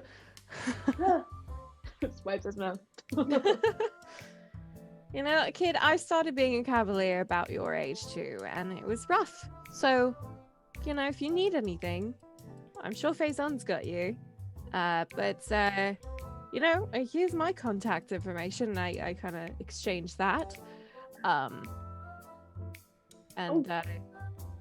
Give him another little pat on the back. He's like just grinning ear to ear. Like, oh, thank you, Miss Gemma. HeartShine. Thanks. HeartShine, yes. HeartShine. Yeah. I know. I have your card. Said under his breath. Those cards. Oh my god, those are totally unregistered. We actually sued those guys. Oh, really? Should I not have started collecting them? Oh no, I have a bunch of them. They're really cool. Yeah, they are.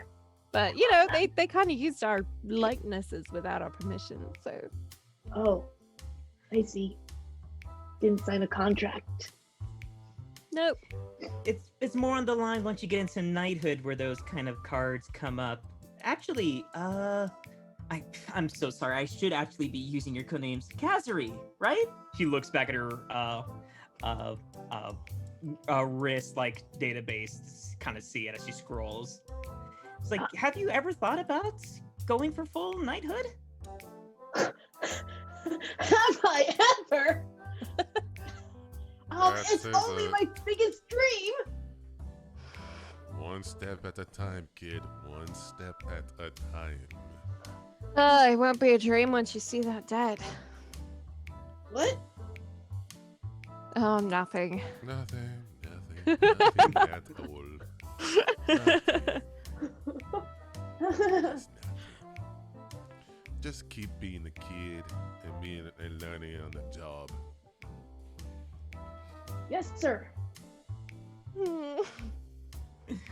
Aw. It is at this moment, though, that Clover's wrist starts to ring and is just like, hold on, and starts scrolling through messages. Like, HeartShine, Kazhri, who did you guys tell about this job? No one? I mean, like, you told, like, law enforcement and, like, you Oh, know... yes. That is interesting. You know what? This is real, like, HeartShine, SP, this makes a lot of sense, but there's a job specifically calling for you two, but Kazhri, this was your first job? You're being requested. Who? You sure you guys didn't tell anybody? No. That's all. No. She keeps scrolling. Well, there's a number here. If you guys want to follow me for a second. And she starts walking this way. Kiana's gonna look at everyone and be like, I was requested! And then follow. It's very strange that you were requested, Callon. So excited to be requested. Clover goes ahead and takes a little sticky note from this table, writes down the phone number, and gives it to you, HeartShine. So this is the number for the person who has the job. Okay. You guys know the drill about these rooms. These are kind of meeting rooms specifically for people who need to discuss jobs with certain clientele. Wasn't really the case last time because it was a cut and dry, hey, stop this chimera selling operation. But you guys don't really know what this is about. Clover turns back and just like, I'd be a little suspicious since that information shouldn't get out so easily. I'll try to cover the tracks and make sure I didn't screw anything up. I'm sure I didn't screw anything up. You always screw things up. Shut up, Waffle! He kind of takes Waffle like under her armpits and starts muffling. Well, I'll let you guys go.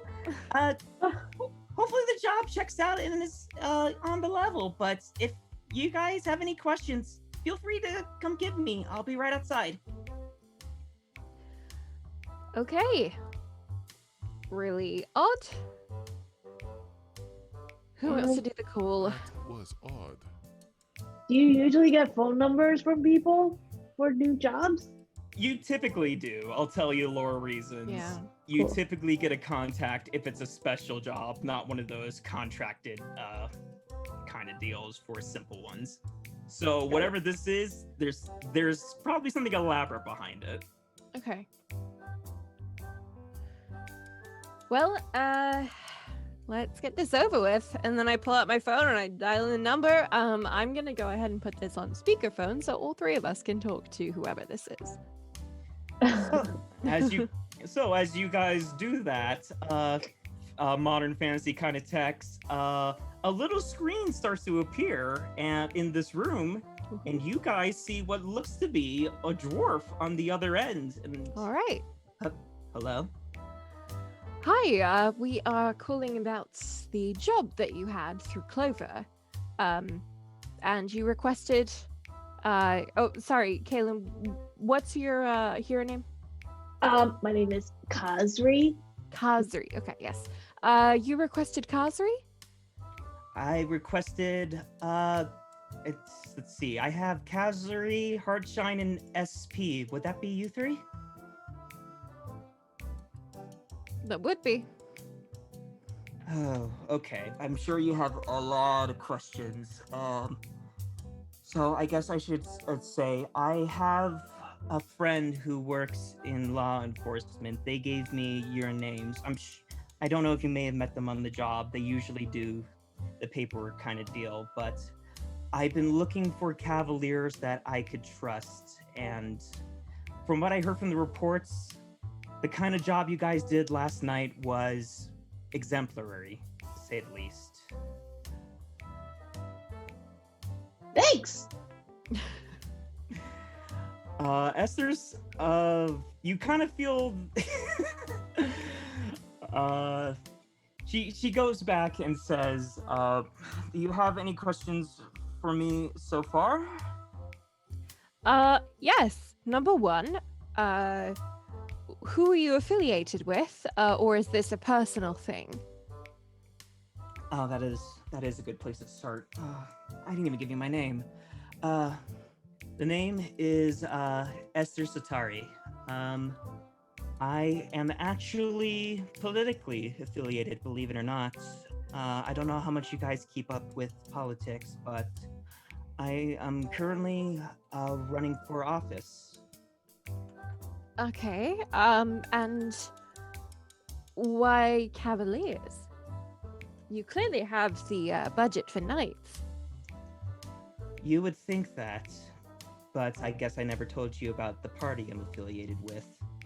I am an equalist. You guys probably would at least know between the three parties that take place in a muster, but there are three parties. There are the traditionalists, more kind of that, I believe it would be right-winged kind of regulation kind of policy. Union, yes, kind of in the middle, but still slightly left-leaning. And a new up-and-coming policy of the equalist. You would think it's kind of a branch from the unionists, kind of running alongside with them. You would think like kind of a good analogy would be like independence, but with actual staying power and backing within the unionists, where it's not unfeasible for them to actually win. Okay. Especially for any of you who might be politically inclined, the numbers have been very weird as of late. Being an equalist, we do not actually have the most secure amount of funds. A lot of this I have been doing is out of pocket. The job I want you guys to do, well, I shouldn't say jobs.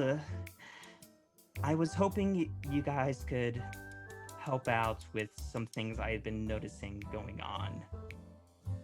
In politics? In politics, yes. I'm sure you guys are not unfamiliar, but like backhanded, like underhanded kind of dealings aren't kind of uncommon in my line of work. Yeah, that's the least of what I've heard, yes. But I didn't want to start off on a bad note. I have something hopefully fun for you guys. Do you know what today is? What is today? If you guys want to kind of roll a challenge related Sure. like knowledge kind of deal, more Yeah. like intuition, see what you guys know, if anything kind of clicks. Callon, nah. HeartShine, nah.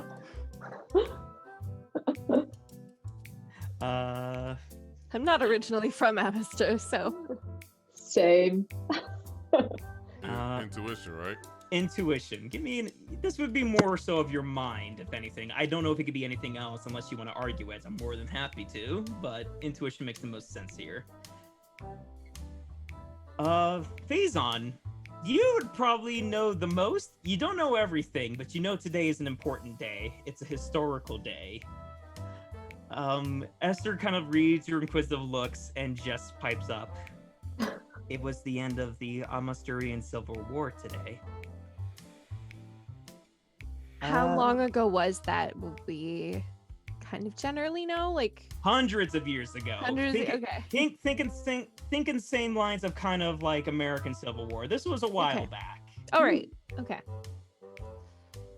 You would have only really noticed if you were a history buff, as Esther Yeah. kind of leads into. I am a history major myself. I actually spend whatever time I'm not doing running for office, I work at the local history museum. Oh, that's nice. What does that have to do with this job? Every year I put on a speech for those. It's a mixture of campaign rally, but also remembrance about my own personal history. I'm not sure if you're familiar with sovereign nation dealings with the Civil War. Many of my ancestors or people closely related fought in those kinds of battles, especially in more darker history where their homes had to be relocated in losing battles. It's sort of on the points, but I put on a speech for a lot of people who follow me in our party.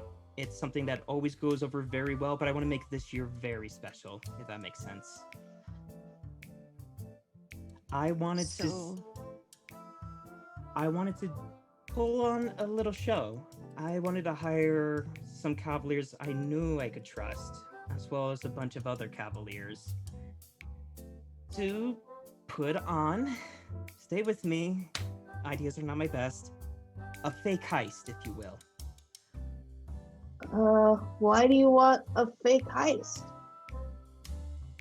Because I want to show off a fight that shows a victory when you don't give up.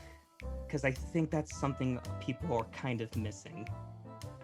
Morale has been low for a lot of people I work with, those in minority suburbs and those who unfortunately meet the wrong side of the law, not of their own fault either. This world's a cruel one, and I want to give them a little hope, if that makes sense. I don't know if I'm going about it in the right way, but something dramatic, something fun. That's More why of a publicity stunt then.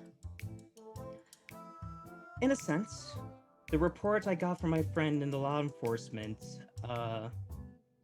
had a little details about the goodness of your guys' hearts. I've something about extravagant speeches from a Kazhri. Oh, yeah. You guys seem incredibly reliable, nice, and just people I want to surround myself with. Okay. He's like, So- looks at. How would this work? What are we heisting? That's What a are we good smoking? question. You guys wouldn't be the ones pulling off the heist. You Okay. would be fending it off. It is for a weapon that a war hero from the sovereign nations actually used. It's an important symbol, actually. You were gonna say something, Faizon? But keep going. Keep going. I kind of alluded to it. My people have kind of had to relocate because of losing battles. And even so, there were many who fought on the side... how do I phrase this? He fought when he had no reason to, especially with what Amasturian colonizers did to him. And yet he did.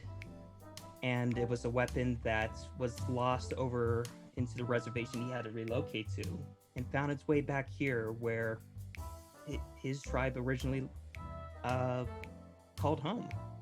And it's kind of important just because of that journey.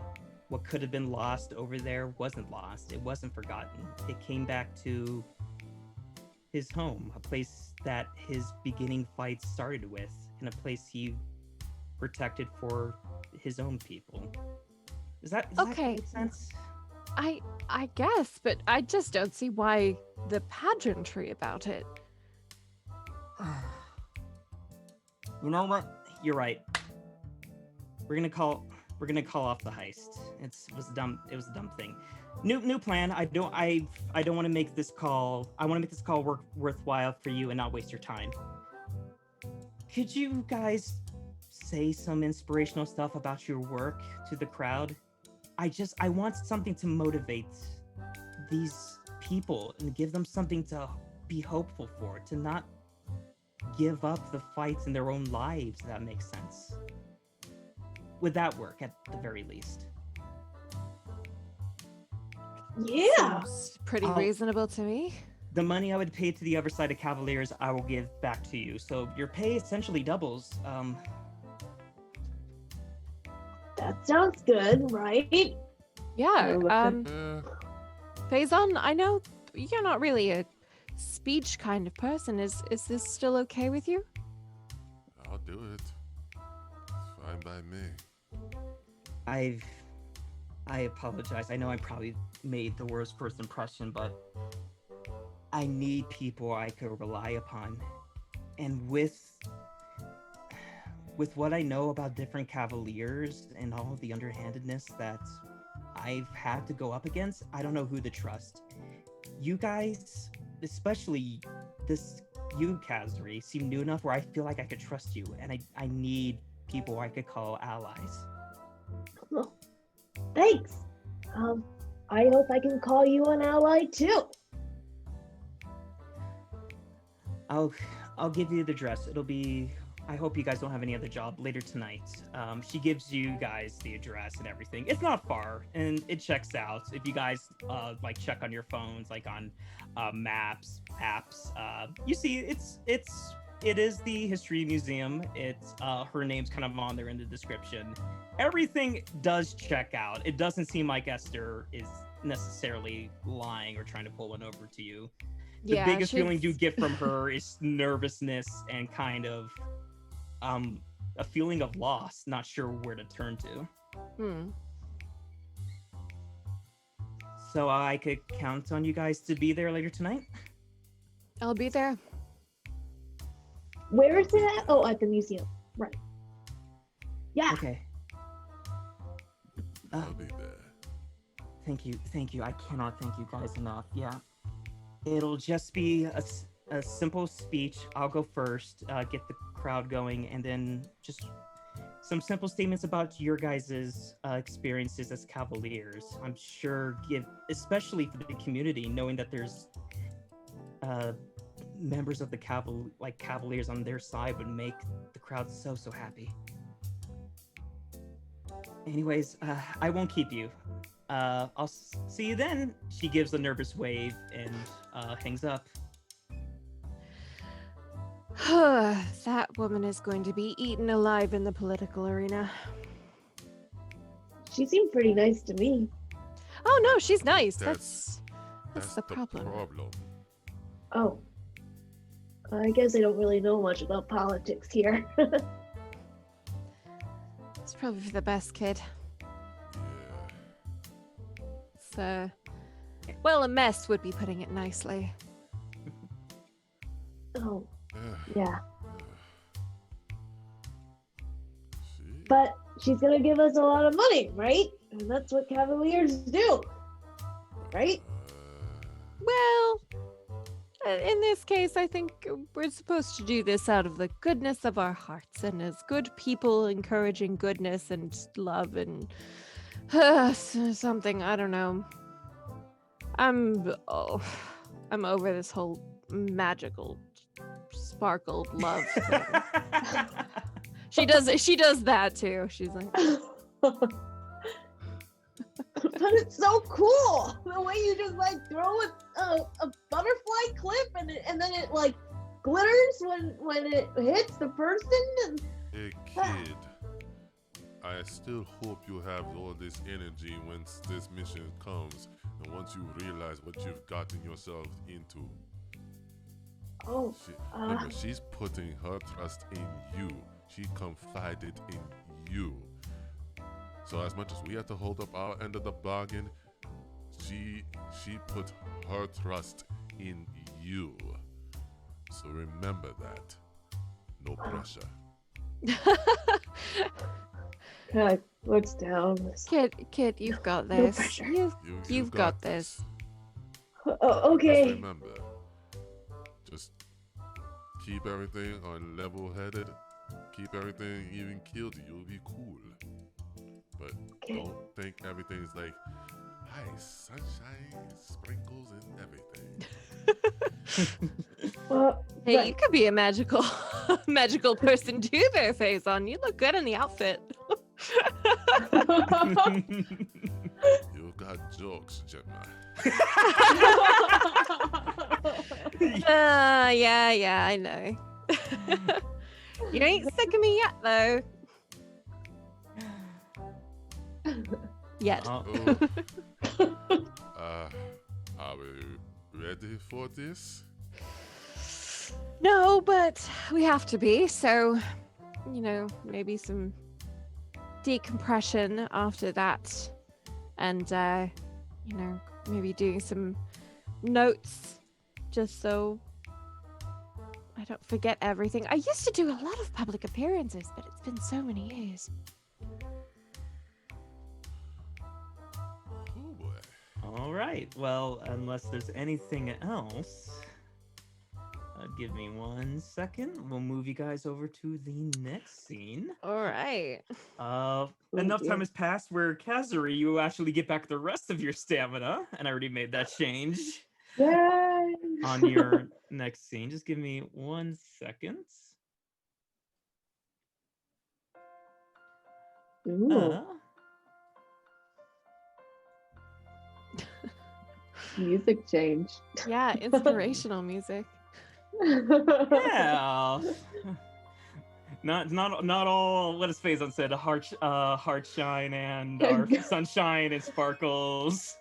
We Put that jump. on a t-shirt. We jump into the middle of the speech. You guys are off to the side as of now, while Esther addresses the crowd. Citizens of Callon, I want to welcome you and thank you for coming to this event. Today is an important reminder not only of the journey thus far, but also the dreams of those not with us that still need to be realized. It was today that the Almasturian Civil War came to an end.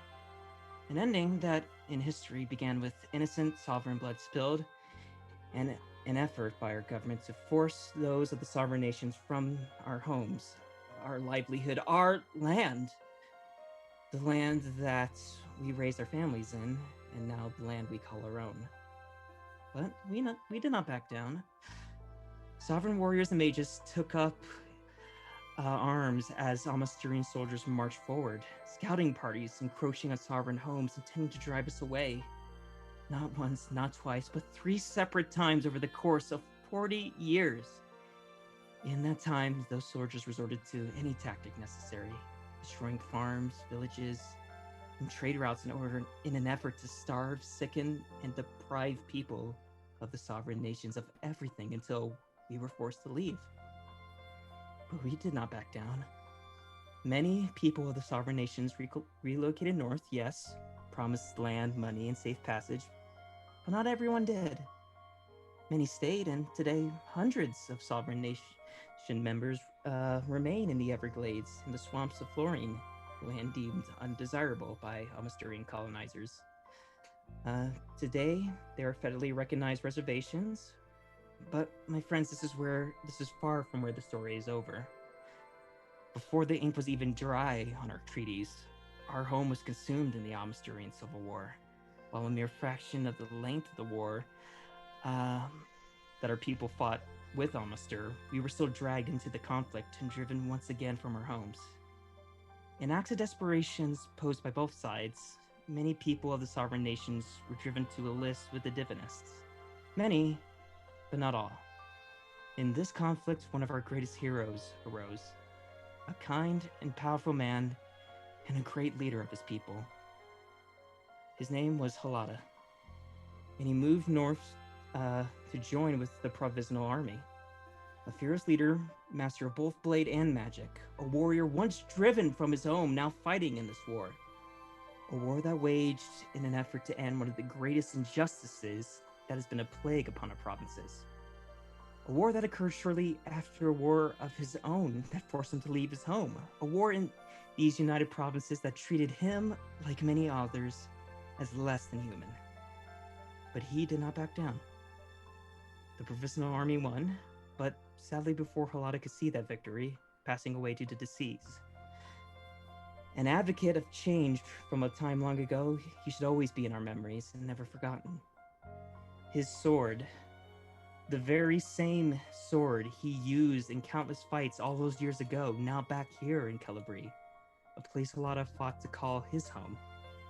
now home for me and all of you here today. I ask only this. What battles do you fight today?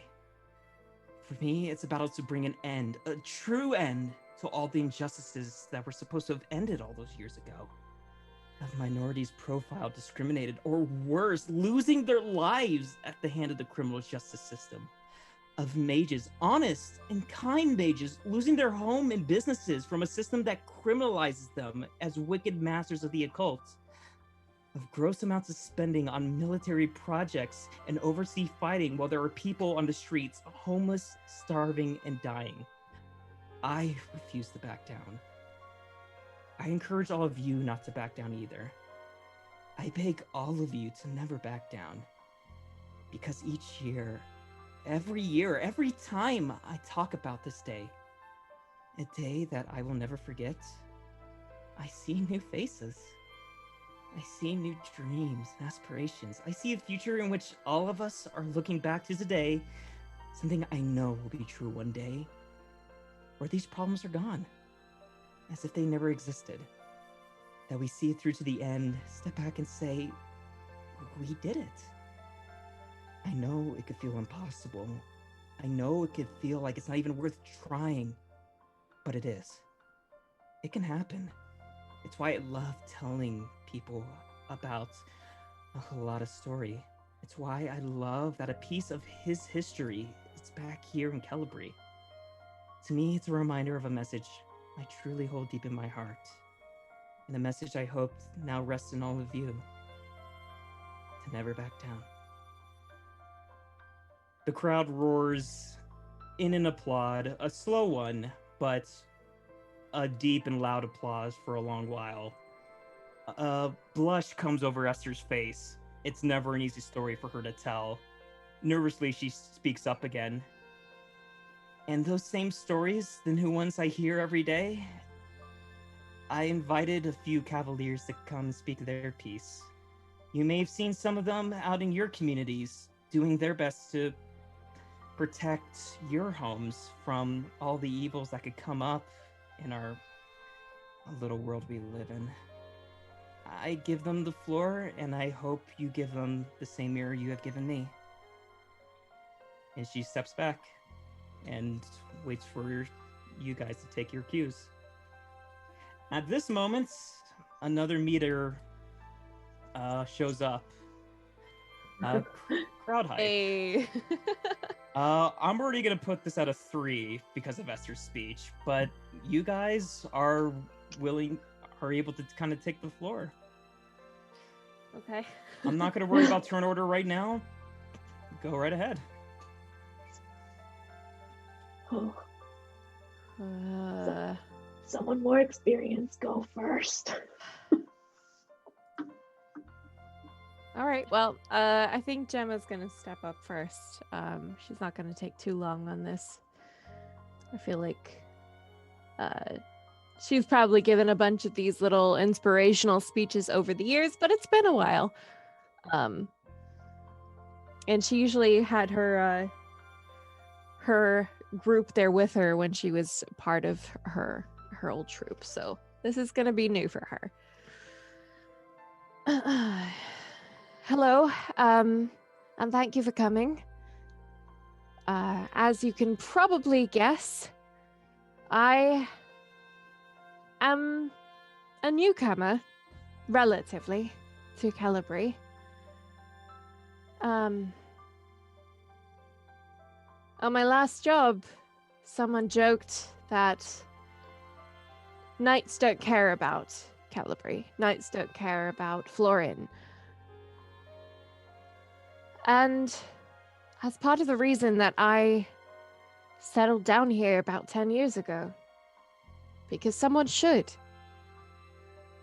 And after hearing Halata's story, I see why it's so important. There are so many people who have been here for so many years, who've made this their home. And to see it dismissed is sad. And I feel like there's so much potential here. And, you know, you all are here every day. You all experience life through the eyes of somebody who, has been here for so long. And that's what the Cavaliers should be. Cavaliers should be looking out for you. Knights, I don't want to say a bad word about them, but knights are different. Knights have usually other priorities. We're here for you. What you need. And the cry that I've been hearing from the community has been a cry for justice. And that's what we will continue to endeavor to deliver to you. Thank you. And she steps back. HeartShine, I'm giving you a Valor for that, and give me Okay. a roll. Okay. Let's see. Would this be intuition or aura or? It sounded to me more kind of that resolve, since you're kind of using the Resolve. course of your words. Yeah. I could see that intuition a little bit because you're kind of talking about your own history, and that kind Yeah. of takes that mental process. I'll leave it up to you. Okay. Yeah, we'll go with resolve then. 9. Okay. Easily moves the meter forward. Another roar of applause comes out. You even hear from a shout of the crowds of like, HeartShine, I remember you! Yeah! And they start kind of breaking the emotional tension there. There's a few laughs in the crowd, but the overall message was definitely well received. And the applause lasts for a while until they turn looking at both Faizon and Callon, waiting to hear next kind of story from either of you. Okay. I'll step up to the plate. Some of you most likely will not know me. I, like my fellow two comrades here, am a cavalier. How we got here, we may have met up under unique circumstances, but as cavaliers, we have a goal in mind to serve you people no matter what we are doing. And one thing I was always taught, don't give up and don't give in. Keep that resolve that you guys have for this community and keep that within. That is the resolve you're going to need to keep hope alive for your community, for everything we do here, for us as Cavaliers. It is our duty to protect you, but also keep in mind, have that pride within. That's what will help to keep you going. And last but not least, stay strong no matter what comes your way. You do not need to have brimming muscles or overwhelming force.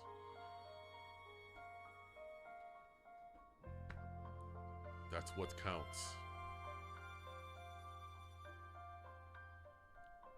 Peace. Faizon. Faizon, give me a role that you think you used most, either your spirit, your resolve, whatever you think you used most. You're gonna get a bonus because of how far the meter has gone, and I'm giving you a bonus because I love the iteration play you gave in your speech. It was very well said. Also, here's a Valor.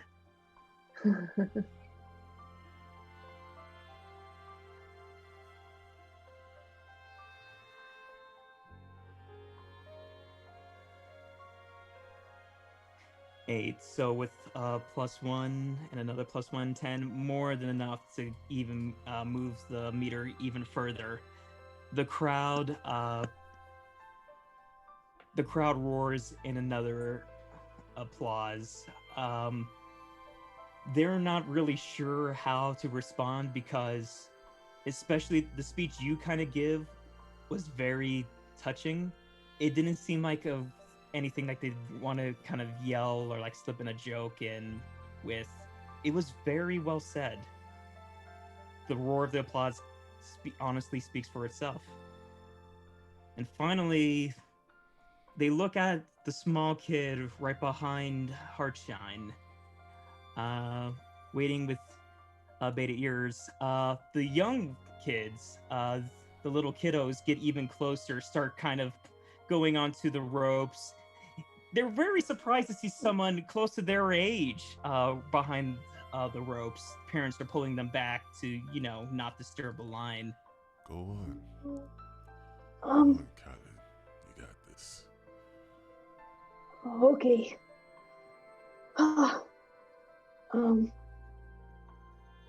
Hi. I'm still new to this whole Cavalier thing. In fact, today or yesterday was my first day. But I come from a different country, and I grew up admiring the heroes of all over the place, including my grandfather, who fought for a lot of freedoms too, in his own way. But one thing I always admired was that each person never gave up. And like, no matter how hard the stories I would hear seemed, they always managed to succeed. And I want to be someone who people can talk about too, and someone who can inspire joy and safety, and who can just be there for people to look up to, like the ones that I look up to. And I think I understand at least a little that each place has its own difficulties, and everyone has their own battles that they're fighting inside, whether people know it or not. So even though it may seem tough, especially on darker days, I think everyone has it within them to pull themselves up and be the hero that they want to be, whatever that may mean. For me, I want to be a knight like my grandfather, but I know I have to take the steps to do it. So that's why I'm here. And I hope you will take your steps too. Thanks. Kind of like thinks back. Same deal. I'm giving you a Valor. And with the meter already how it is, you'll get a +2 bonus. And I'll give you another one because I really liked playing towards that still fledgling kind of energy, but still making it inspirational for those who might also be in that same spot. So give me a roll. I guess let's do resolve because that's 9. 9, so 10, 11, 12 with all of your bonuses. Not enough to move the meter twice like you did in that last one, but the crowd kind of goes in a roar of applause. These kids can't contain themselves and start kind of running and start surrounding you and just like cheering. One of them takes a little piece of candy they have in their pocket, gives it to you. He's like, "Thank you so much. I've never had this kind of candy before." he kind of like he goes, oh, I wish I had something for you. I'm sorry. I have a trading card. And he like takes out it's like a satchel of trading cards, like flips through them. Kazhri, as you pull out that trading card, No. you guys hear a sound in the distance. Uh-oh. As what sounds to be window breaking in the corner. These don't look like cavaliers. These don't even look like knights. If anyone looked like a knight, it would definitely be this one. Oop. You hear a buzz of a radio frequency clutter that seems to be going through each other. And you guys, similar to the last scene, are gonna get an ambush round set on you. Oh no. Oh no. As I quickly roll their initiative. Let's see. Boop. And you guys can feel free to go ahead on your own. Did I not select them? We'll go ahead and add them. You guys could do the same, but they are gonna go first. So, this gentleman goes forward. I believe we check to move again. 1, 2, 3, 4. And how many spaces is this away? 4. Perfect. He pulls out what looks to be, it doesn't even look that futuristic, a grappling hook, and easily shoots into the glass that holds a lot of sword. With it breaking, and pulls the sword back towards him and putting it behind in a pouch that sits just on his back. This gentleman went forward and he does something a little bit different. He goes ahead and throws a smoke grenade. Oh. He throws it into the crowd, and the crowd starts coughing. It's very hard to breathe within this gas. Well, in an effort, I guess, to try to disperse them. This one also, move this away, moves forward, and starts to, doesn't even shoot at a person, takes his rifle, reach and clear, shoots into the air, not even at a target. Gunfire starts to go through the roof, and the crowd is in a panic at this point. In that sense, the crowd hype goes just a little bit down. Only a little. Just a little. Just a little. Just a little bit. Just a little. Still surprised, so Kazhri, you don't get to go. This person, a metallic voice starts to emanate from his mask. And just like, he moves forward. Let me make sure I'm not moving him forward too much. 1, 2, 3, 4. We came what we came here to get, but what's with not taking an additional prize? In prison. He throws up his technique. Doesn't necessarily need to roll, but you guys see what looks to be a barrier force. That's not what I want. Draw shape. There we go. A barrier force starts to emanate around Esther, and she, in the middle, just a spot. It's pushing forward and forward in her, keeping her trapped. He's not that over yet. He's gonna use his support action to activate. He screams out, "Mind's Eye!" He starts glowing with even more of a glow. I guess I don't need. I forget. I don't need to roll for boost techniques. But he starts to grow an ominous purple glow with that. I'm gonna go ahead and run their stamina cost as I forgot. But HeartShine, now the floor is yours. It is your turn. Okay. I am going to transform first thing.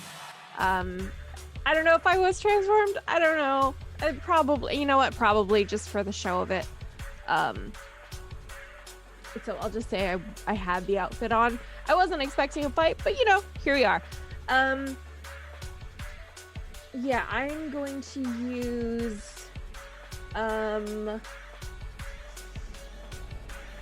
yeah, I'm gonna go ahead and use my heart bolt clips again, and I'm gonna go after, oh goodness, let me move and see if I can get a more clear line of sight here.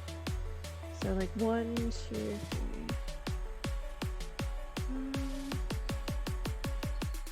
Yeah, I'm gonna go up here and see if I can get like a clear line of shot like through this gap here. How much move do you have? 4. So you started here, correct? Yeah. 1, 2, 3, 4. You can substitute your support action for half your move, so I think you can get there. Okay, yeah. All right, yeah, we're gonna go there. Okay. And I'm gonna, you know, take out one of my clips, and I'm gonna toss it at one of these guys here. Okay, so this one who has the sword? Yeah. All right, roll your technique. Okay. As I pull up his sheet again. Oh, I think that was a 10. I rolled 15 total. A 10. So here's the thing, I'll let you guys know. The crowd hype is going to always be in your favor. Every increment of 2, so 1, 2, 3, 4, will give you even a +2 to this roll. So that is in effect 17. You might crit him. Holy crap. Oh my Okay. god. All right. And Okay. that was dexterity. He is also going to roll dexterity. So that's a 17. He rolled a 12. I believe you critted him. Yes! Let me remember what a critical hit does. All right. Yeah. So I let me sucked. see. I believe when you crit, you're gonna do an additional damage increment to this guy. So what's Okay. your damage increments? It's gonna be on your first page. Oh, let's see. First page, damage increment 6. Okay, so 38. I'm just gonna subtract 6 from his defense. That's gonna be easier. Oh, he's that's gonna hurt a lot then. So 38 minus 9 is 29. That's a lot of health for him. The heart clip goes straight, breaking one of his goggles. His head starts spinning. You can see his mask covers most of his eyes, but the undershadows, you see his eyes spinning. That definitely left a big bruise on him. Go ahead and make sure you pay the stamina cost for that, but I believe that is your turn. But these guys are now going to respond to what you just did. This guy is not going to move forward. He is going to, does he have the range he might need to? Techniques, he definitely does. So he's going to move forward here. 1, 2, 3, 4, and he's going to fire his breach and clear shot over at you. So you're going to need to roll your defenses for this. You don't necessarily have to use the same technique that was rolled. So he used defense.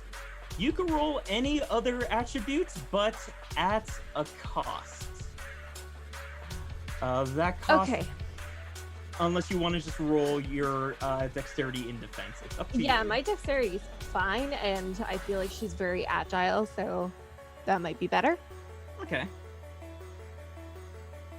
12. Yeah, Yep. 12. Even with the bonuses from the crowd, more than easily. These two are also going to try to fire. This one would have to come here, I believe. Still hit you. 1, 2, 3. That's still 4 spaces. This guy's got to go into the smoke grenade because he's not penalized with his mask. He still can't even reach. So you're gonna get one more shot at you with a breach and clear and a 9. Okay, and I'm running dexterity again. Ooh, 6. That hits. Okay, so you're gonna take 31 damage from minus whatever your defense is. So quick maths. I know what this guy in the smoke screen's gonna do. I forgot. He's gonna reload his gun. Oh, These guys are going to do the same with their support action. And so we move on to Kazhri. What are you gonna do to help remedy this? okay. Let's see. 1, 2, 3, 4, 5. Okay. So I think I'm gonna use my cataclysmic crater cannon. Got it. Um, How much range so does that have? It says pick a space within 4 spaces, and then the range is 1, and the blast radius is 1. All right, yeah. So in an area of a 3x3 area that you designate, you could go ahead and unleash your cataclysmic crater cannon. So 1, 2, 3, 4. You could reach up to this space by the looks of it. Yeah, Correct. let's do that. So I'm gonna choose that one right there. Yep.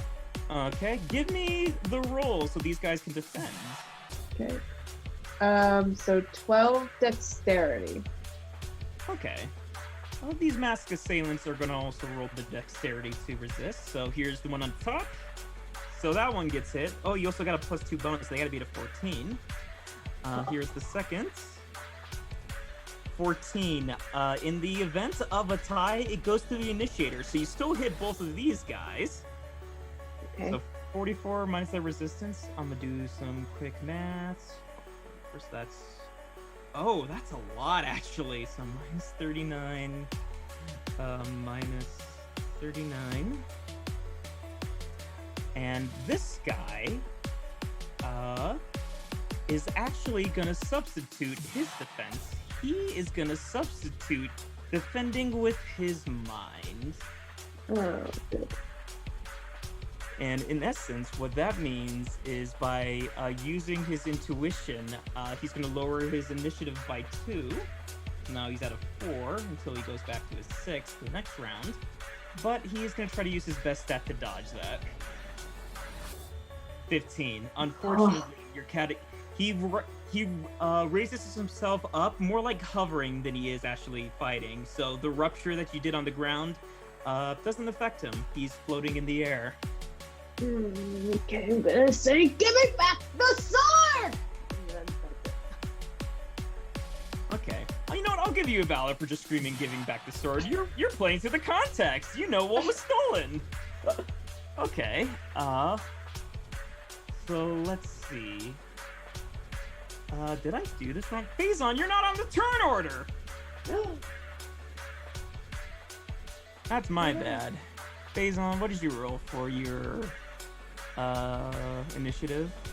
Did you roll initiative, Paul? I believe I... Did I? I don't see your... Yeah, I don't see. Yeah, go ahead and hit the initiative button on your character sheet so we can put you in here. Make sure your token is selected. Yeah.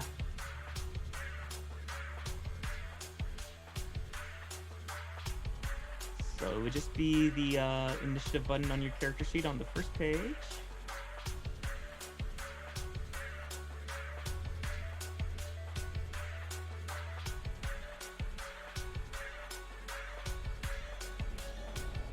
It's in that the last column on the bottom.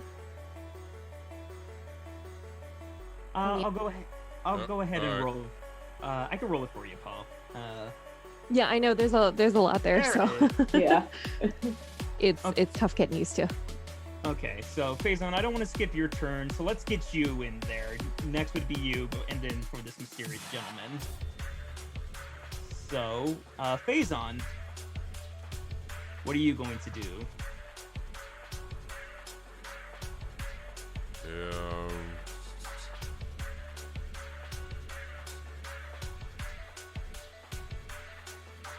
You got this, Faizon. Run, Faizon, run! I am going to move right there.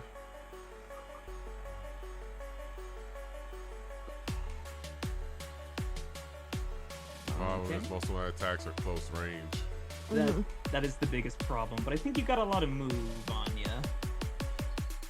You can move 4, and you started there. So let me get my ruler out. 1, 2, 3, 4 squares.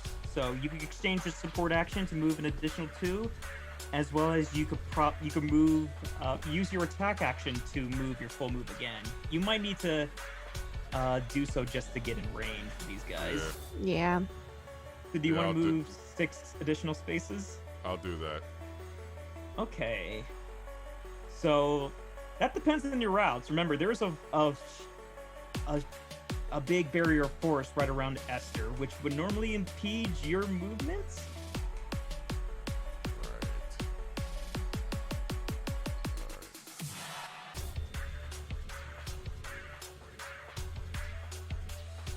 And you can try to attempt to move through it if you want. I believe you're going to make an opposed roll, though. You would roll with any attribute you choose, like if you want to muscle your way through it. And this mysterious gentleman will roll against you. That is if you want to, like, even move in and rescue Esther.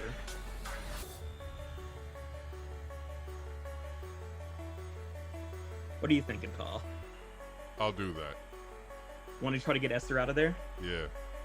Okay. So roll me what you think Faizon's going to try to use to break through this barrier and to be able to grab Esther. That could be muscle, your agility, you could even be your spirit, like forcing your aura past his. Fighting spirit. Yeah. I'll go ahead and make his roll, though. So that is a mind core for him. So he rolled a 16. You get a +2 bonus because of the crowd, but you need to meet or beat a 16. Oof. All right. That's rough, bud. You can do it. All right. Let's do this. I believe. 14 plus 2, that's a What? 16. That meets. That meets. You're able to go onto the inside and grab Esther. You know what? For that action, Nice. I'm gonna give you another Valor for that That's a heroic. Valor, yeah. Yeah. Yeah, easily give you Valor. So you're on the inside of the barrier. You can't end your movement here, but you could take Esther and end on. Let's see. So you started here. Assuming you're gonna use your full move. So you started here. 1, 2, 3, 4, 5, 6. You could have moved 4 additional spaces, and I'll let you take Esther with you. Because I have Esther, I'm probably gonna want to stand back to take it somewhere safe. Okay, yeah. Pick a spot. You can move 4 more spaces.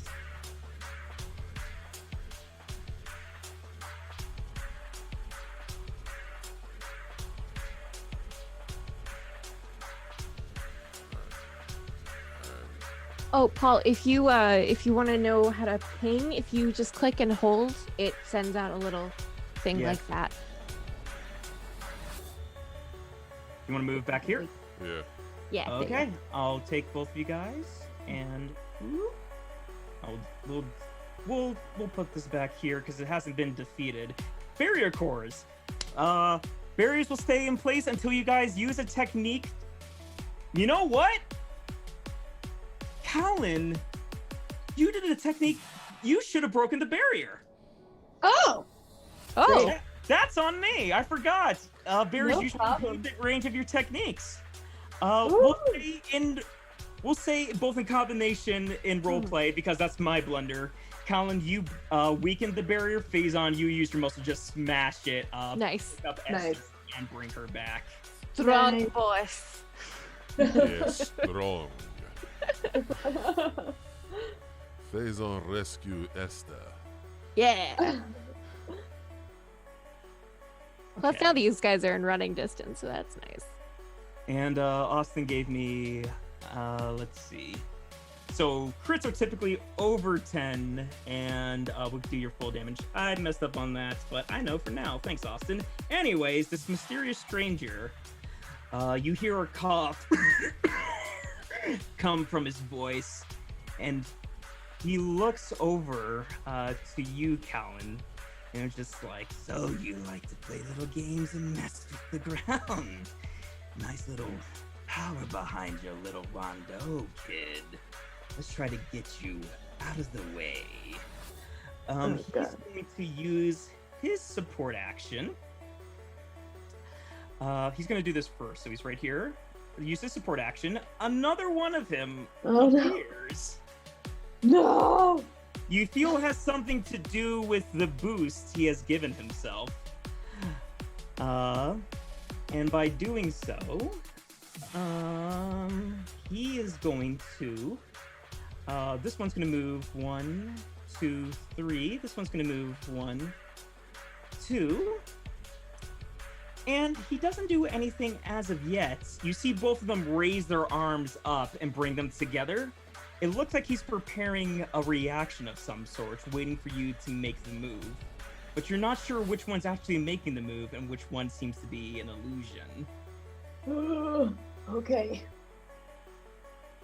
So top of the round. Give yourselves one additional valor and go ahead and move. What are we thinking, Faizon?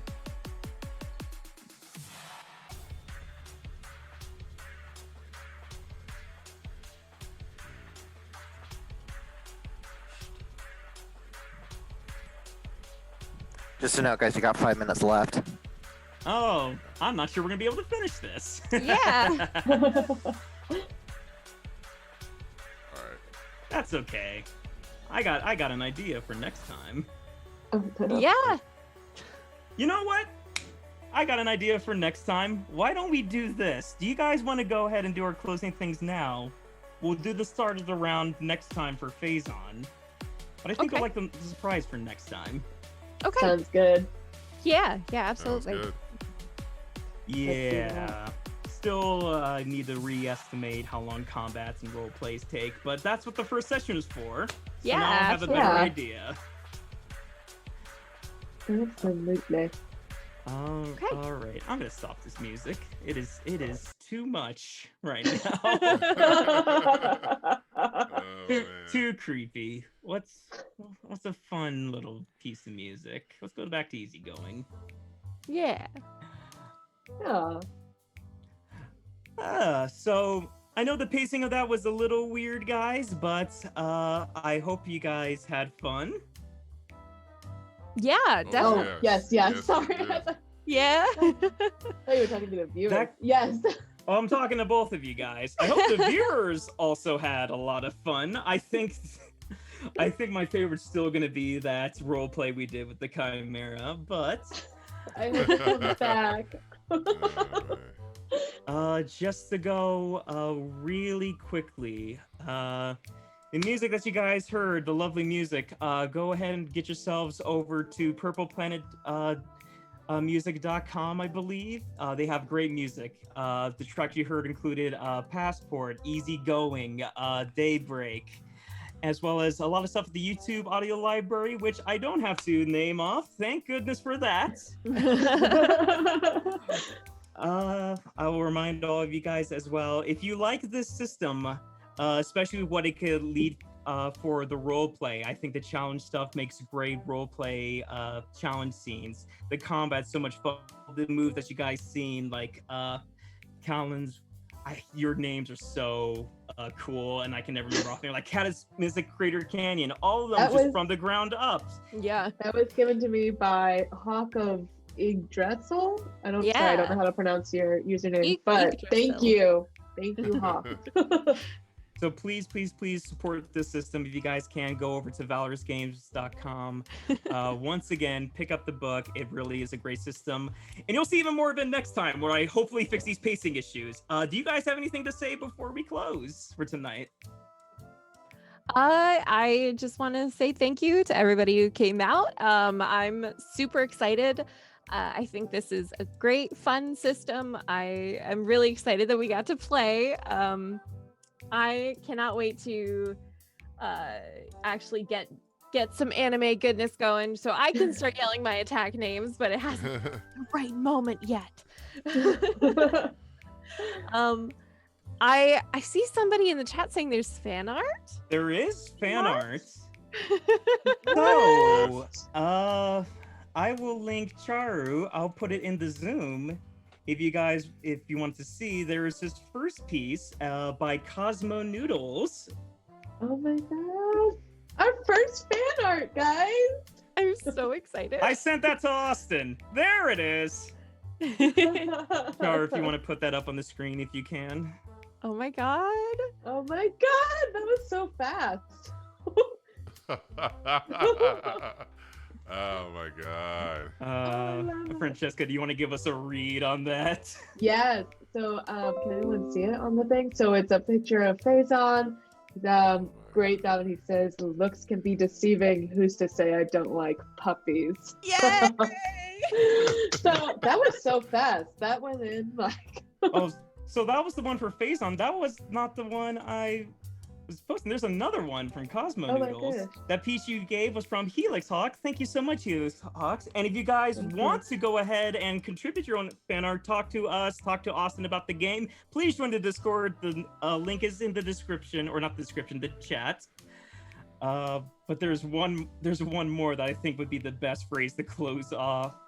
Is this the right post? Let me see. That's the one I wanted you to read, Francesca. Oh, I'm think it'll sorry. be- I stole your moment, Faizon. Paul.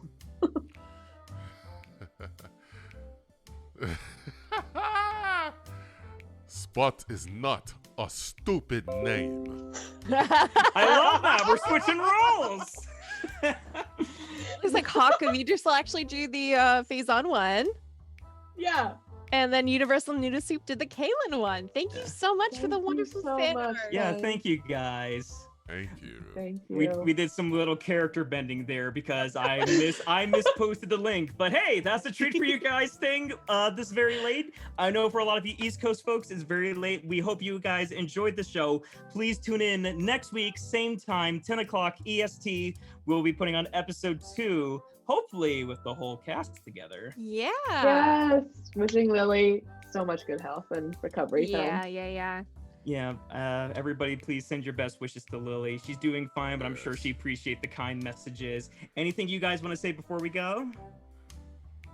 Thank you so much for tuning in. I'm so excited to get started. Thank you so much. This was so much fun.